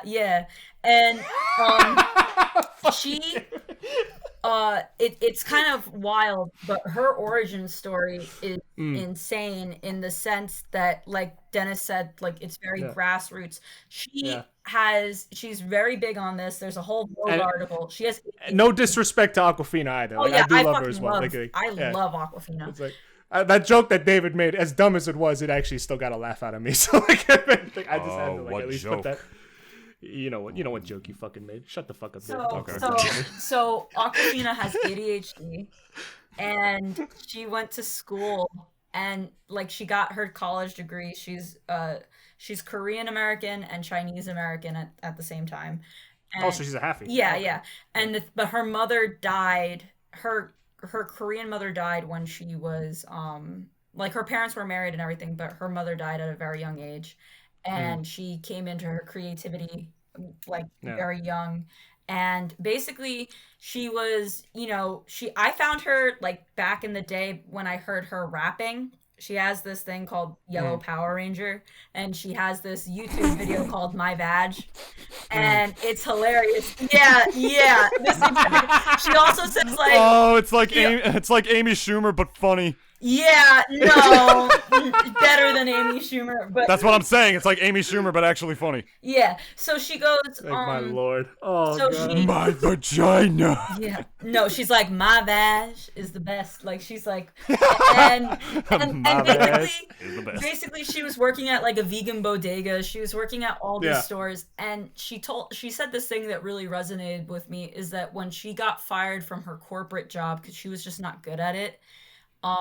that like while she was working, she had to go then work at a bodega and all that. Like she said that she felt like a failure at that point, and she felt that her family, especially her dad, like just knew that she wasn't going to ascend in anything like corporate or like office or like structure. Very Asian kind of like, you know, stuff that the parents like would want you to excel at. Like that's the whole culture when it comes to like upbringing their kids. It's they want them to be either a businessman or like working at a corporation and excelling there, lawyers, or like being a doctor, like something in medicine. Yeah. Like that's the stereotypical traditional Korean, Chinese, Japanese, all them East Asian motherfuckers. And what they like like. that. Yeah, Facebook. Well, why don't you Facebook and study like that kind? What a personal attack! How is that a personal attack? To who? To all them up to like what, the 3 Koreans that listen to this fucking podcast? Like, I love all of them. Dennis, I think that's generous. okay.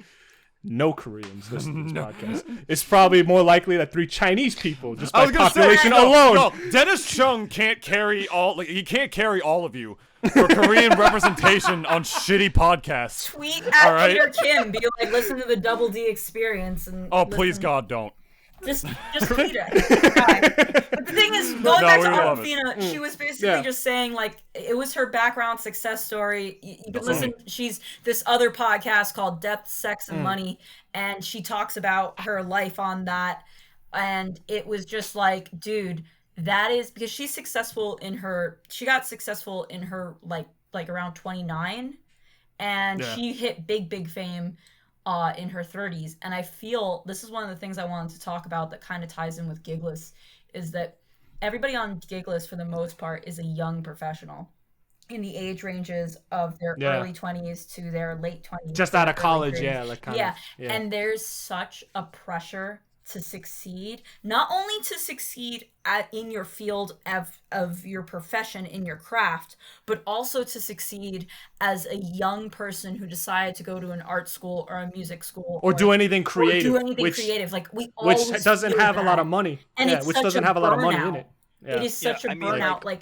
It's insane. With gigs, it's always like you have to your worth is done by the amount of money you make, and that's the total opposite of like how it should be.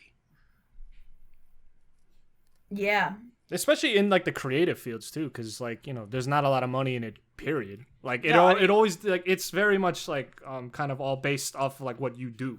If you go out to gigs, if you draw pieces and you get them commissions, and if all you that can get in, I because don't there's a play lot of music galleries to that are gate kept. Exactly. Yeah. Like I don't play music to make money. I play music because it's something that I need to do. You like it. That's just what it is. Yeah. I just so happen to like, look, if I'm going to put this much energy into it, I should get paid. But it's not that I intentionally am like, okay, I'm going to play this to get money. It's like, no, like this is the life I want to make. Story of a but I'd rather I know, man. Yeah. That's also like another thing that I feel as if a lot of young people like going into like that sort of thing. Like I'm kind of dabbling in it. I write on my free time and such, but it's like I know for a lot of people that literally want to be in that world and like live in it and want to make money in it.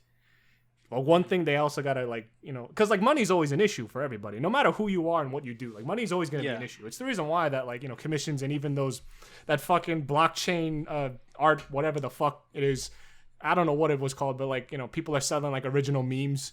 Oh, like the NFTs. Original yeah, the NFTs. Like that's the reason why like those are getting so big as the way they are, because like it's like artists, like at the end of the day, like artists need to eat too.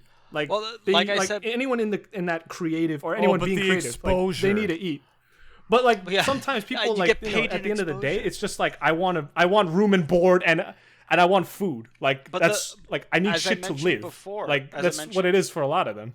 Yeah, as I mentioned before, when it came to just Gigless and what we're noticing, and from my own personal experience, it's like, look, like my day job is this. I do this, but in reality, I'm really a musician. That's who I am. And I think that we have a hard time as society kind of like realizing that. It's like, look, this is my identity. My life is not my work, And that's the hard thing too. Like I'm experiencing this with my own life. It's like, now I do all this stuff related to guitar that it's very hard for me to relate into my own music and my own guitar playing. And it took me a long time for me to just be like, this is your time to play music. You can play whatever you want. You could do whatever you want. You have no expectations. It's not like you have an assignment, because for music majors, your assignments are music based, and that sounds like fun, but it's like, no, because you ruin your relationship with it. That's like saying, you have to play this video game. Yeah, but you really enjoy it. Yeah, but you have to do it all the time, and it doesn't matter. It doesn't matter. Yeah. It doesn't matter how much you love it. It's like eventually you get kind of dissatisfied. The moment it becomes the moment it becomes like a homework assignment, like immediately at that point, like there's gonna be this growing resentment in you, like that. Yeah. Like you're just starting to kind of like, you used to like it, but now like you're starting to kind of resent it. Yeah, I'm just starting. That was me at that was me at a film school. That it got to the point for me that I, in terms of my personal skill at the game itself of Smash, I was pretty much only losing to the ranked players in the state, like to the people who literally get on the power rankings and whatnot. And I knew I was at that point where if I really, really wanted to improve, it was time for me to knuckle down, play the game for hours upon hours a day, take notes, all that stuff. And just, here's the thing, I don't want to fucking do that. Sounds boring as hell, and it sounds like way too much of a time sink, something that would take away from my main goals, and more than anything else, something that could reduce away my love for it in that kind of sense, like you were mentioning before, like you could, like Dane was talking about, esports pros playing the same game over and over again. You clearly have to love the game a lot to do that. There will be a part of you that hates it. Like, that is going to learn to, sort of resent it a little bit because of that. It's a part of, your soul that you have to be willing to sell if you really want to be, the best at this. I had a solution to that. Wait. Real quick, my solution to that, and this is for anybody, and this is for you guys. This is coming from, I've experienced it. Now I'm really aware of it. You have to really sit down with the idea of why you started it in the first place. Write it down if you have to. It's not thinking it; it's verbally saying it and bringing it to awareness. It's like, I play guitar, and I do all this type of stuff because this genuinely makes me happy because of all these reasons. And then when you do that, allow yourself time to process that, really just sitting with it, and then you're gonna fall in love with it again. Because I'm looking at my guitar right now, and she's looking good. I love that thing, and I hope that as creatives and artists, you find out what you love and get back to it. To really deepen that connection, and you'll become that much better too. And you explore different. Yeah.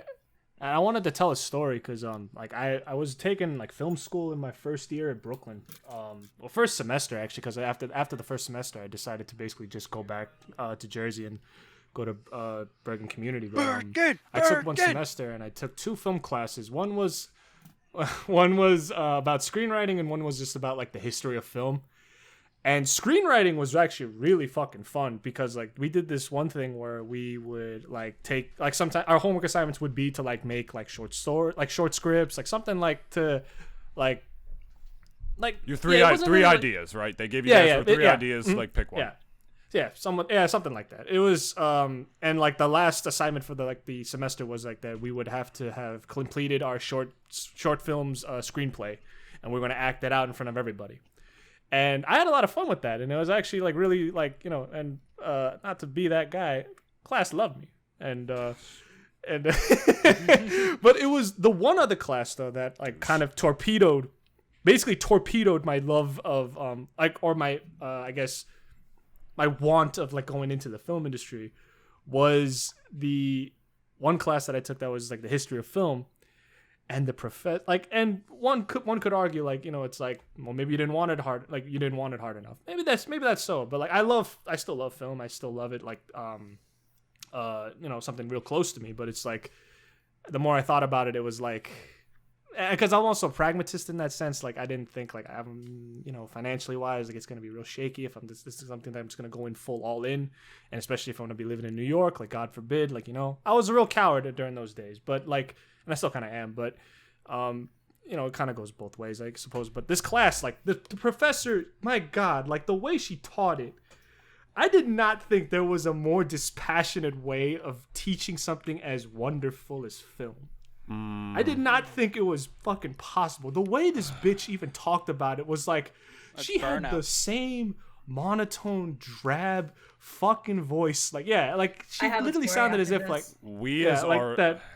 like she just sounded like she just was gonna throw herself off the highest building in Brooklyn. Like every time I went into that class, it was always just like slowly cocking that gun, like in my head at least figuratively, slowly cocking that gun and just putting it into my mouth and just like, oh my God, like if I could pull the trigger. Like that was like just how bad it was. And considering the class, I had to fucking leave my house at 6 a.m. to fucking get the bus and then the subway to go to Brooklyn and to go to my campus. And I had to listen to this bitch talk for 3 hours about films that should be cool, right? It's fucking film. Like, you know, it should be cool. But the way she talked about it was as if like it's her, like for her, it was as if it's a homework assignment. And after that first semester, it took 1 semester for me to get burnt out on the idea entirely. And again, like I do partially blame her.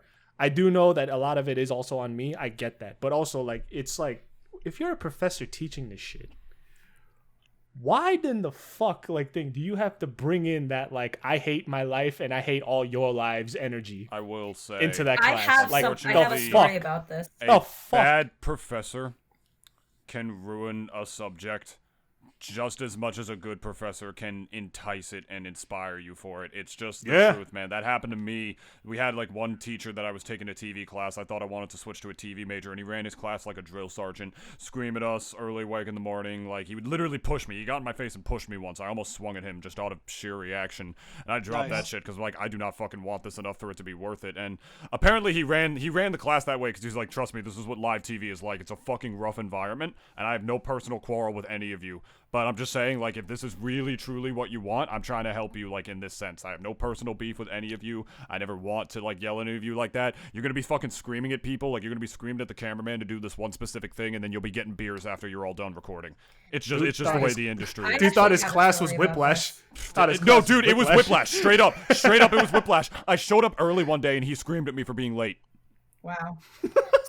So he was a psychopath, dude. Honestly. Did he throw a chair? Did he throw a chair at you too? No, but like I said, he literally got up in my face once and like physically pushed me. The guy was like fucking like he was. Yeah, I don't care. He was a piece of shit. I will never forget this. I had a professor. No, he was big. Anyway, I had he was professor... big. I couldn't fucking do that. Roundkiss kick his nuts. Then I did learn a lot from him though. But go ahead, Remi. David, you're tall. Yeah. You could have done. So I had this professor that literally. Remi's talking. Remi's talking, dude. It must be delayed because I didn't know what she was talking. Yo, we've cut off each other this entire time. Yeah, we've cut off each other all the time today. Remi, this man would have put you into the ground. I'm sorry, but probably. No. But anyway, he was a pretty big dude. I'm already close to the big ground. bald bitch. But I'm 5'3". I'm as close to the ground as any of you.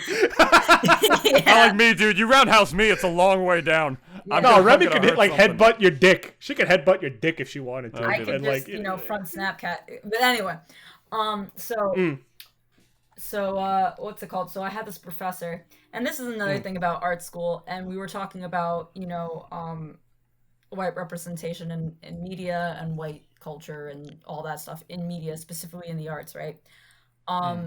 This professor came into a classroom full of first generation, and there were people in that classroom that were white, that my classmates, I had classmates in there that were white, but their families were 100% blue collar, and they were the first in their family to A, graduate high school, and B, go to college. So this was a big feat for them.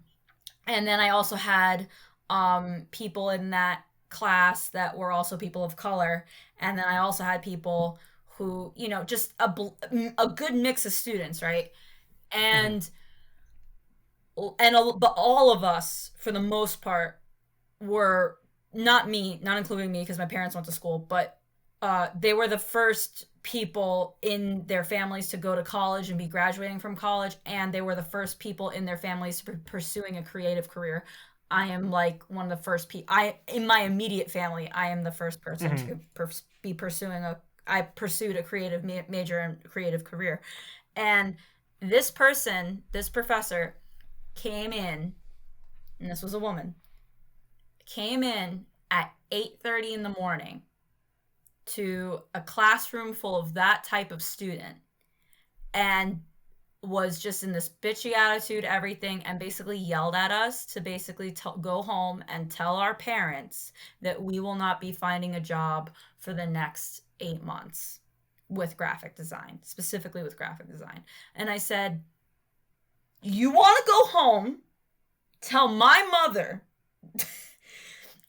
that I'm not going to get a job after I just spent all this money on school? I was like, dude, get the fuck out of here. Like, there's no, sorry to curse, but like, there's no fucking way that's happening. I straight the fuck up. That was never. I was just like, that kind of hit me where I was just like, I'm sorry, but how dare you say that? And that's like one of the things that sticks with me about art school, because I listen to all these other podcasts that talk to the artists that I really like. And one of my favorite, Camille Rose Garcia, she's amazing. She literally said, she's like, don't go to art school. She's like, it's not worth it. She's like, you're going to get in debt, and like, you're going to get in debt, and you're not going to be able to make your money back. And the only reason why people go to get their MFAs is because they can delay their loans and try again to get a job in the arts. And like, but she's been around since the 90s, right? So she's very far into her career, and she sells prints. But like, at that same time, that same energy is there with me, where I'm just like, if you can go to a state school and minor in an art that you like, minor in art and major in something else that you're good at, do that. Yeah, fucking do it. Because 10 out, like, and I'm not trying to like, swat down people's dreams and stuff, but you don't realize this. When you go to like high-end art schools, everyone has money. Like, a lot of people's parents have shmoney. Like, yeah, not to mention, a lot of them are entitled little shits too. Yeah, the ones that go to this school, a lot of them are entitled little shits. A lot of college students in general are entitled little shits if you think about it. Like, Boomer Dennis, back to you. Like, I do not miss college. Like, I've met the whole spectrum of college students. I've met guys who were literally working 2 jobs, same, paying off their own tuition by themselves. They didn't want their parents' help, and they wanted to fucking do it themselves. And then you got ones that, like, my parents are paying for it. And here's the thing, though, too. It's like, if your parents are paying for it, right? Work hard. The least you can do is work your ass off. I worked my ass off. I worked my ass off. I had jobs. I taught Taekwondo. You saw me. Yeah. I was going crazy.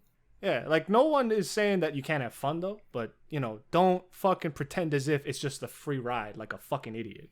Like, I've met those guys as well, and, like, it just, like, it just pissed me off so much, because, like, I know how precious money is, and especially, like, for a lot of our parents, it doesn't fucking grow on trees. So it's like, my parents, like, told me that we're gonna help pay for your school. And as soon as I heard that, I was like, okay, that just means that I can't fuck around then. Yeah. Like, immediately, that just was exactly what set off. Person.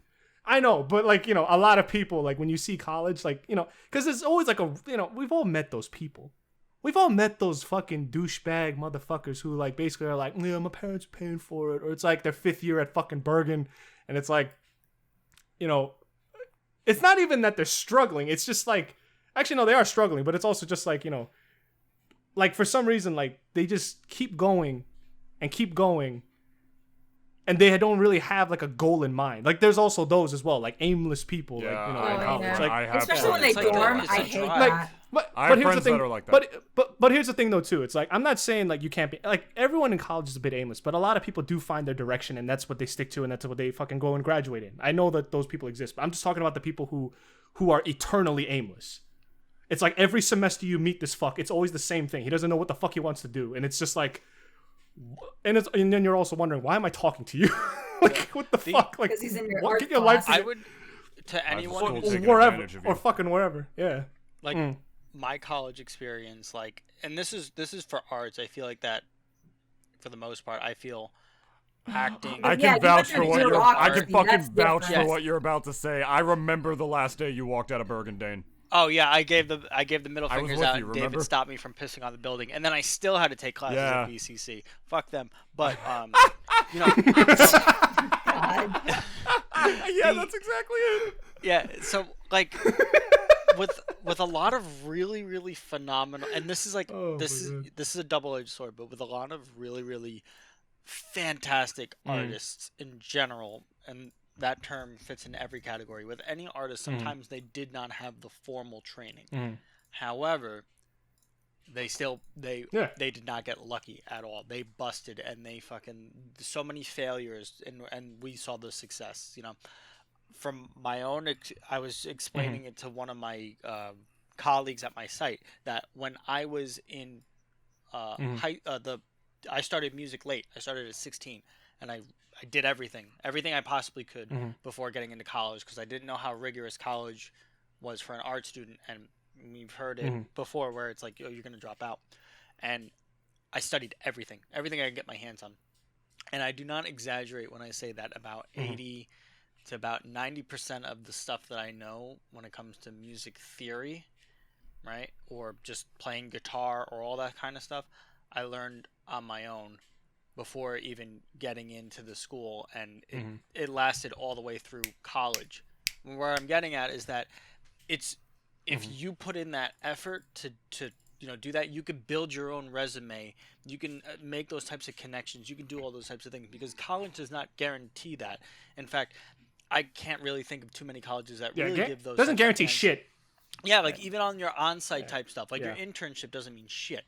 Right, like it might lead you into the right direction, but you're not promised anything. You know, it's what you do in between all that. That's what gets you the experience, networking, and resume, and stuff like that. Because what's gonna separate you from anyone else? You know what I mean? Like you have to really fucking put your shit into it, and that's why I think that like an arts degree is valid if you search for the educational aspect of it. But you have to do way more fucking work than just like your average, like, oh, I went to classes. You have to be volunteering and getting the terrible gigs and stuff like that, like all that shit, because that's how you make it, and that's from I can safely say. Go ahead. I'm sorry. We feel you, Dane. We feel you on that. That's from you. That's from the heart on your end. And I can tell you something. Nothing is useless. All right. That's what I'll tell you. I have learned more and have learned more of the skills that I actually need from paid classes at the Actors Connection and my fucking YouTube channel that I used to pour so much time and effort in for very, very, very little reward. I gained more skills and experience that I needed for the line of work that I'm trying to do and that I do currently than I ever did at Montclair. I'm not even fucking kidding. Like, pretty much than I ever fucking did at Montclair. College is supposed to be like a place where you're supposed to discover what you want, but holy it's a playground now. It's a playground now. It's a very expensive playground, and it's low key a scam. Yeah. It's low key a scam. Well, first of all, it sounds real booner. First of all, I'll tell you, go to community college before you go to 4-year school. Just Just do that. Just do that. It's I don't such fucking a bit care. Because here's the thing. Yeah. If you go to a 4-year institution all 4 years, you are a fucking moron. You're getting ripped off. I'm telling you that right now. Listen, I know a lot of young kids that are going to 4-year institutions, and listen, if you are a young kid and you're first generation and you have access to all these scholarships and everything, and there's all these great programs that at a specific 4-year university that you want to go for it. But if you don't know what you want to do, and if you don't know if you don't know what you want to do, and there's no straight path, and you're like, oh, I'm thinking about this, but I don't know about that, go to community college for literally 1 semester, because I'm telling you this right now, because when I was looking for jobs and stuff, no one cares where you start. Everyone cares where you finish. And on top of that, like if it's a state accredited school and it's not private, you can transfer, like at least in New Jersey, you can Rutgers took 60 credits from Bergen.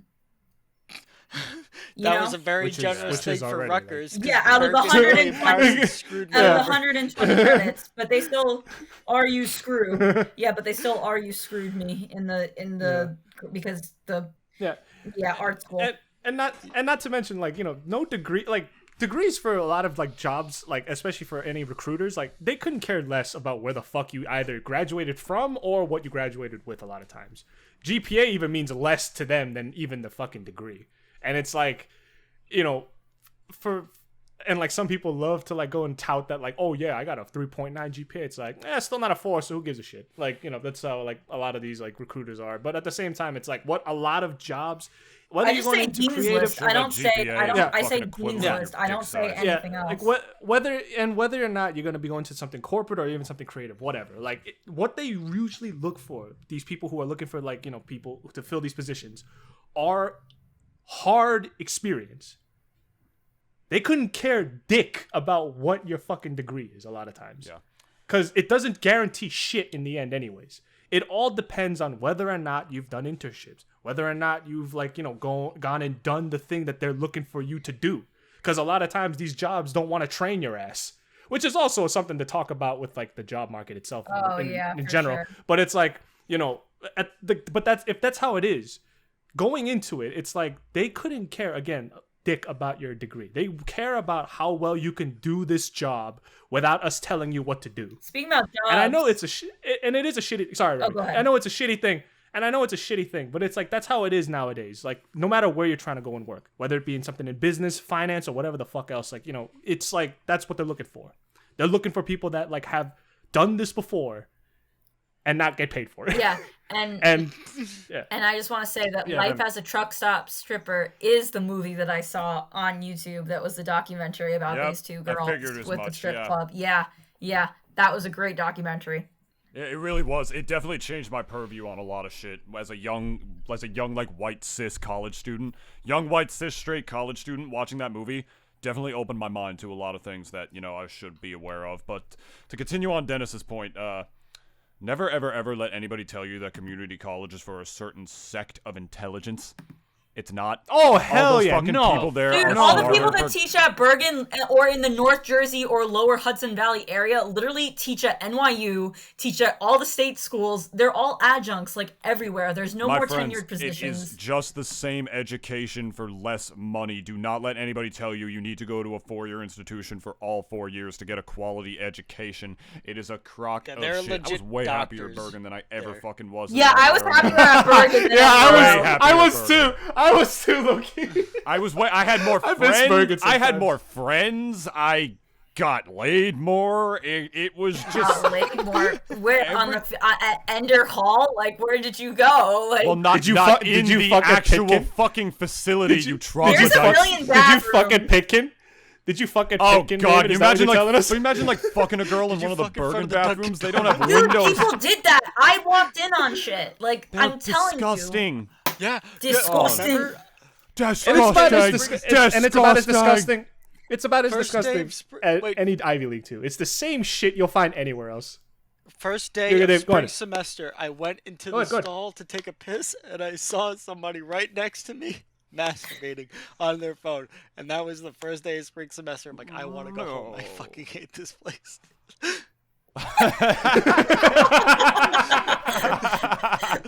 I want to go home. Dude, fuck. And that's Bergen though. It's all of that. It's everything. I fell in love with screenwriting at Montclair. I'll tell you that much. My goal in life is that I want to grow as much of a voice actor as I possibly can be to try to ease my way into writing, because voice work is an easier thing to break into than screenwriting. Not that either are fucking easy to break into.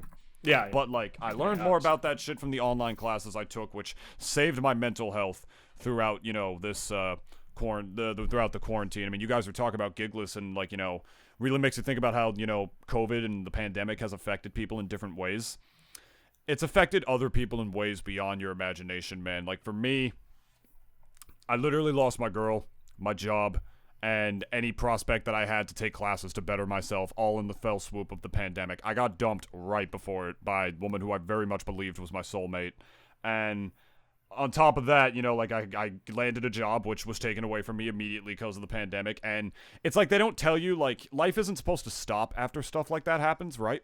At least in the United States, everywhere else. Yeah, but life literally did stop, and I'm not gonna lie, I wanted to kill myself for like fucking 5 months straight. Like every day was just fucking torment. It's something I would not wish on my worst enemy. But as creatives, then we made this podcast. Yeah, like a year later, and then. But we as creatives, you know, like, I want you all to know, anybody listening to this, I want you all to know. Yes, it's very important, first of all. Don't let anybody tell you it's not. Otherwise, life would be very gray, very dull. Even if you draw furry porn, it don't matter. Yeah. It's still important. Someone's got to buy it. You know, so there's someone out there in the world needs to get their rocks off to it at that moment, and you provided it. So, what I will say, though, is that we as creatives, we not only have those jobs to do, but, like, your time is never wasted. I know there's no career, like a career in the arts, that makes you feel like you're wasting your time or you're not doing anything or you have very bad imposter syndrome. Well, I think it's worse in like stuff like the arts, whether you're a writer or a singer or a musician or an art physical like drawer or anything like that. But I want you to know that time is never wasted, right? For 2 reasons that I'm going to tell you right now. I spent years trying to grow a successful YouTube channel. Got to a certain point because I capitalized on a meme trend and people started watching some of my other stuff. I got defined pretty much for just making Smash Top 10s. Didn't want to make those anymore, and as such, my viewership heavily declined. Even my podcast doesn't get like the viewers that my video used to do. I mean, all you OG Nintoonist fans who listen to it, you're the real ones, and I really like you a lot. I love you a lot, I should say. But all that time I spent wasn't wasted, right? Because it all helped me grow my skills to do the stuff that I do today. You know, like I like the stuff that I need to do to edit my audio, like for my voice work and stuff. I learned that through like me just learning that stuff and grinding like content creation on the way up, you know, like I didn't learn that in college. It wasn't necessarily like a waste of time just because the original goal I had for it didn't succeed. Your failure, that was living proof to me that your failures really do help you grow. And on top of all that, life is such an open book. Nothing is ever closed, and I want you to know that when you're thinking about your options, right? Last, summer 2019, I went back to Bergen not to take a class, but to go to a job fair because I was looking for a retail job. And I told this story on the podcast, Dennis. I've told the story on the podcast, Dennis. You know this. I listened to that episode. Remi also heard that as well. Thank you. But just in case Dane or anybody else like watching like hasn't heard it before, go back and listen to the whole thing. Go back and listen to the whole thing, but to sum it up, I got laughed at. Here's the link. I was literally told by like everybody that if you're not constantly networking 24/7, you're wasting your life. That's what Montclair shoved down my throat, and was another reason I fucking hated that place. And so I went there. I talked to the main guy in charge, and he laughed at me because he thought I was being an idiot just talking to this guy when I wasn't going around at the fair, right? As if I was not gonna amount to anything. Just like that Smash commentator, like, who was really toxic, told that viewer of his to kill himself and also abused his girlfriend, once told me that I, as a commentator, wasn't going to amount to shit 6 years ago. Now I'm one of the top Smash Brothers commentator in my region, so you can suck my dick. And on top of that, this guy told me, he really was talking down to me very heavily. And it wasn't until 2 months later that, because I did an internship to be a brand ambassador for a podcast, and that I had done esports work, specifically in Smash Brothers, for years, that I was reached out to by a literal fucking Nintendo representative to interview to be one of their brand ambassadors, off of Indeed. Suck a dick, bitch. Literally, like, that guy. I became like an ambassador for a fucking Fortune 500 company not to you, months David. later after getting laughed at in my fucking face. And, you know, like, I felt that same aimlessness that I'm sure a lot of you felt in school and in college, too. Please just don't let your degree or anything ever define you. You never, ever fucking know where life is going to take you. Never. You really don't, man. And it's never the end. It's never the end unless you really choose it to be. And I'm telling this to all you fucking praise the Lord. I'm telling you this to all you like you artists as well, man. You're not wasting your time. And to close this little monologue here, all of it can pretty much be conjoined or like coupled together in a Bob Ross quote. And that is that if you're learning, you are never failing. That shit's what hit. Bob motherfucking Ross, dude. Like, yeah. And if you don't get into an art school, you might be avoiding one of the biggest pedophiles and fucking art schools. An illegal battle. You want to talk about the fucking Smash community real quick? Woo! Well, okay. So, unless anybody else Anybody else has any topics or any THOTS to talk about? Any thoughts? Misato is my wife. That's what I said. Moving on. I said Misato. No, you said Misoto. Oh, I did. You said you like butchered that name in ways that I didn't even think was possible. Sounds like a fucking Pokemon. Misato. David. Misato. I choose you. Do not disrespect Misato. All right, Jimbo. Starfire is a hoe. Shut the fuck up. What have you who in this podcast just fucking said that? That is my wife. No, I think that was Remi. Yeah, Remi, that was you. Remi, what the fuck? What do you mean, what the fuck? With what? What is your fucking problem? A lot. What is the matter with you? A lot. Oh, boy. So, actually, this is Remi, something I wanted to bring up is, I wanted to bring this up, branding is something that I wanted to talk about, especially with here in New Jersey.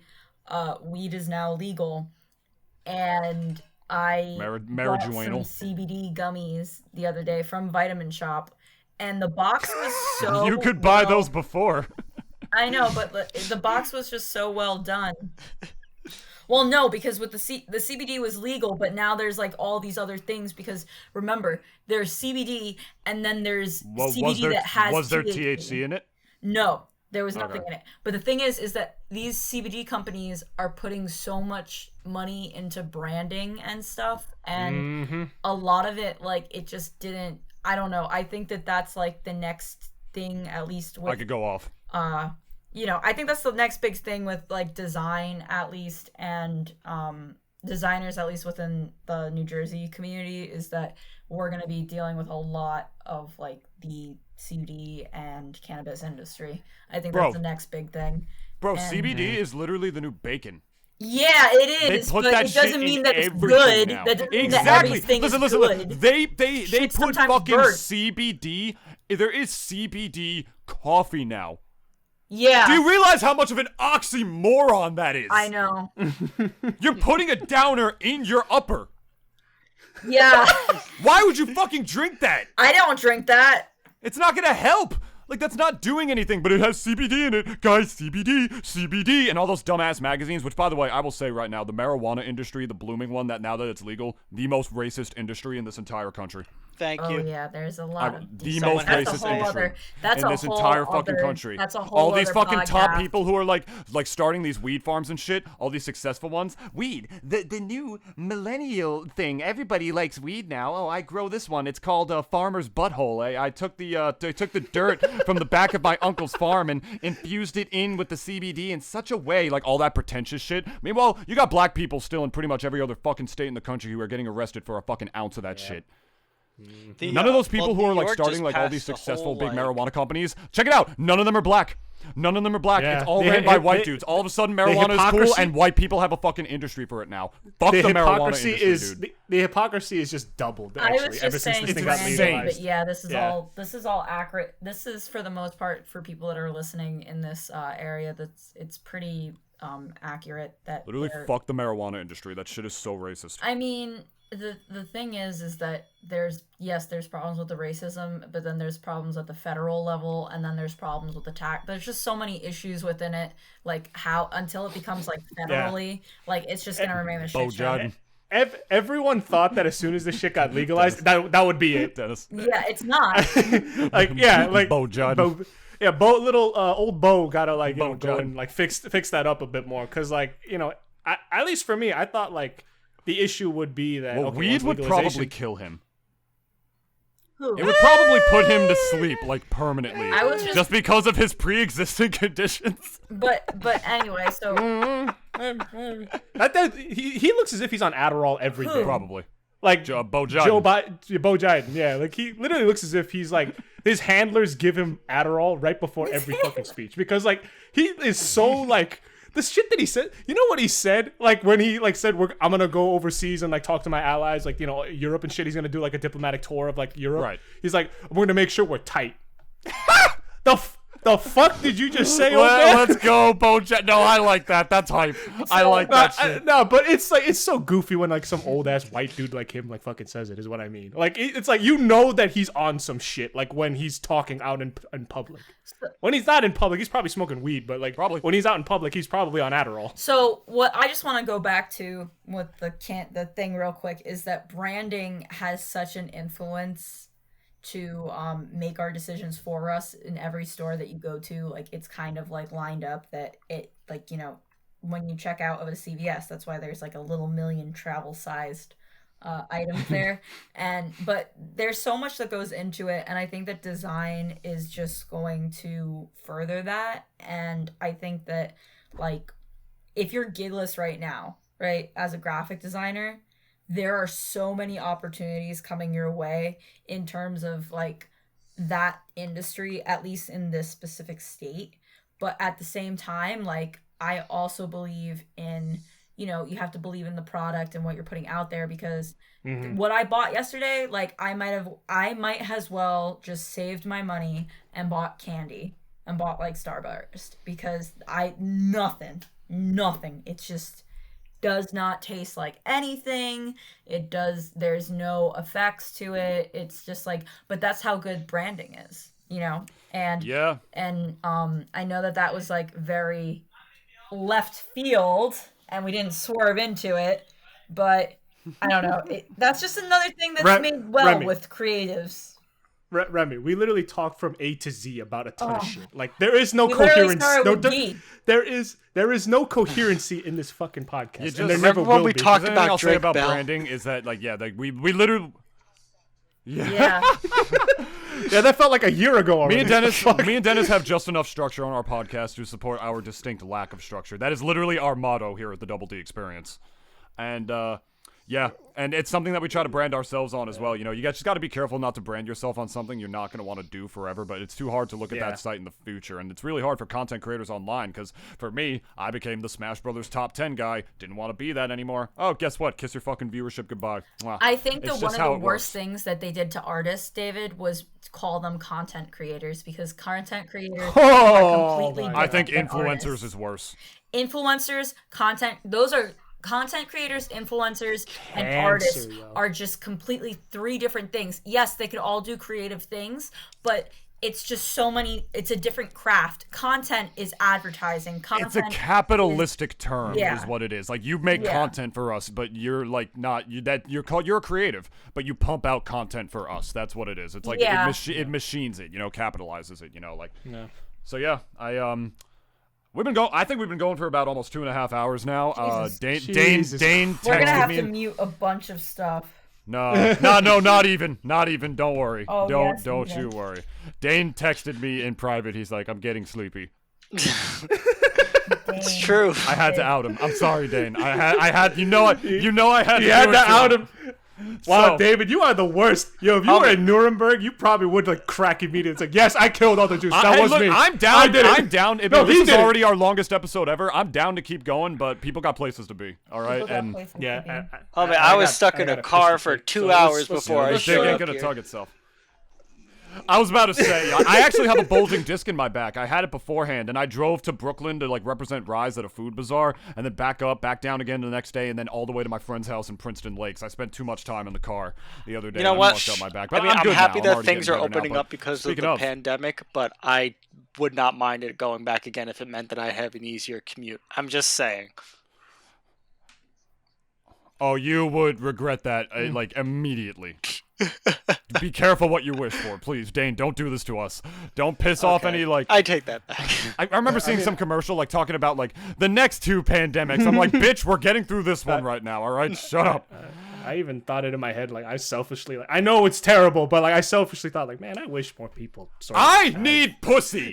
Okay, it's been a year and a half that I've been forced inside my house and couldn't stick my dick in nothing. All right, I don't want another pandemic. I want to drive to Lincoln. I want to drive to Lincoln Tunnel and like not deal with traffic. Like, I want to drive to the GW. Look, the only thing that I have heard about, speaking of that food bazaar, is this right here on screen. Rise Cold Brew, ladies and gentlemen, our sponsor for this podcast. Just dropped a new flavor, actually, the vanilla oat milk latte, which is bomb. I've tried it recently. I don't like vanilla. It's bomb. I would actually like drink it regularly. I'm not just saying that because I work for them. How do we get sponsors? I have sponsors. They already sponsor me for my esports work. But how can we get sponsors for the Gigless? I don't know. Stop being gay. I don't know what you want me to fucking. I can never stop being gay. What do you want me to fucking tell you? That's an impossible. I mean, real shit. If you use Anchor. If you use Anchor, they will actually sponsor you with no minimum listenership. But we're not sponsored by Anchor yet because Dennis still, to this day, has not done that advertisement. Wait, Anchor Kombucha? No, Anchor, like the podcast distributor. No, not Kombucha, Remi. That's Health Aid. Never mind. It has an Anchor logo. Rise motherfucking Cold Brew. Okay? Rise Cold Brew. We make organic. Let him finish the damn advertisement. Oh, wow. Good job, Remi. Well, you can actually. Organic nitrogenated cold brew coffee and oat milk in 3 different flavors, which you can get. Chaotic-ass episode. You can get yourself a 10% discount on using discount code Nintoonist at checkout using the special link down below. And a proceed of that money as a commission for it goes directly to supporting the podcast as well. So if you want to support the podcast while getting yourself some tasty drinks in the meantime, you know what to do. Link down below. Only use that link. It'll only work with that one, as well as discount code Nintoonist. It'll show up on screen right now. And put this on screen right now, guys. Gigless, do your plug. Do your plug, boy and girl. Go for it. Girl and boy. Boy. God. Okay. Use our discount code Drake Bell to get a free podcast episode. You won't. That is not true. Okay, so you're right. It's Drake. It's Drake Campana. Oh my God. It's Drake Campana. Whatever it is on Twitter, dude. That's the actual discount code. Podcast. Follow us at Gigless Podcast on Instagram. Follow us at the Gigless Podcast on YouTube. A little more feeling, will you? And follow us. Shut the fuck up. Let her do the plug. And follow us. We're on Instagram and YouTube and Spotify. And we launch our episodes every Thursday. We've been a little bit backed up because technical difficulties in season 3. But we are in our 3rd season. And I hear someone aggressively typing. So go and listen. Yeah. Gigless Podcast is the worst podcast ever tweeted. Oh no, we've been found. Twitter fucking shadow banned your ass. They're not gonna see that. Oh no, Logan Paul doesn't like our podcast, Dane. If you've been doxxed, guys. No. I know where you live. Dane. Floyd Money. The last 4 digits of your credit card number are now exposed. My dad could beat up your dad. If you are a genuine fan, though, if you love music in any capacity, want to hear about what some wonderful artists have been doing because of the pandemic forcing them into certain situations, and to hear some pretty great interviews done by Remi and Dane over there, definitely check out the Gigless Podcast. I listened to it last night.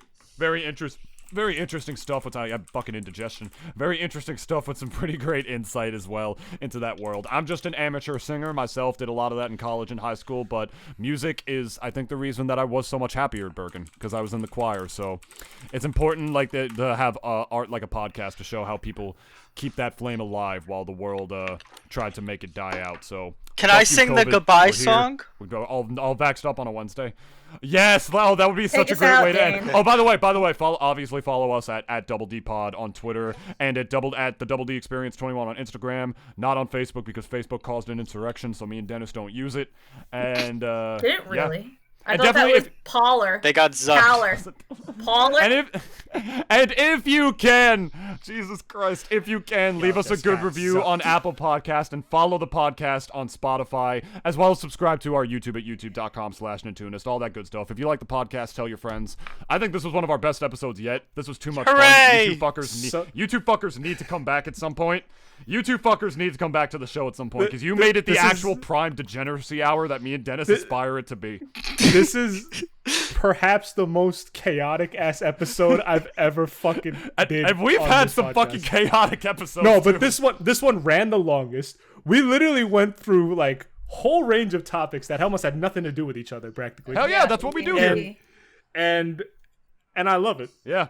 Like, fucking great. Yep. We like stand. fine wine. Editoonist, I feel I'm really sorry, Editoonist, in post editing this right now. You're probably exhausted. 2.5 hours in. He's just screaming, again, God damn how it! it be. We're all. God, fuck you guys. I was such a worse person 3 hours ago. Life We are was so done here, much ladies and easier gentlemen. back then. Follow us all the links in the description. Dane, play us out. Okay, so I figured out Are you gonna while do I one was from doing the big podcast. bear in the big blue house, right? Yeah. Wait, no, I figured out while doing the podcast, there's a delay to it. So I hope this doesn't suck, and maybe you guys could sing along, or maybe don't, so that way it sounds good. So here it is, full circle. I say we let Dane sing it. Let Dane sing. Well, I never thought it'd be so simple, but I found a way,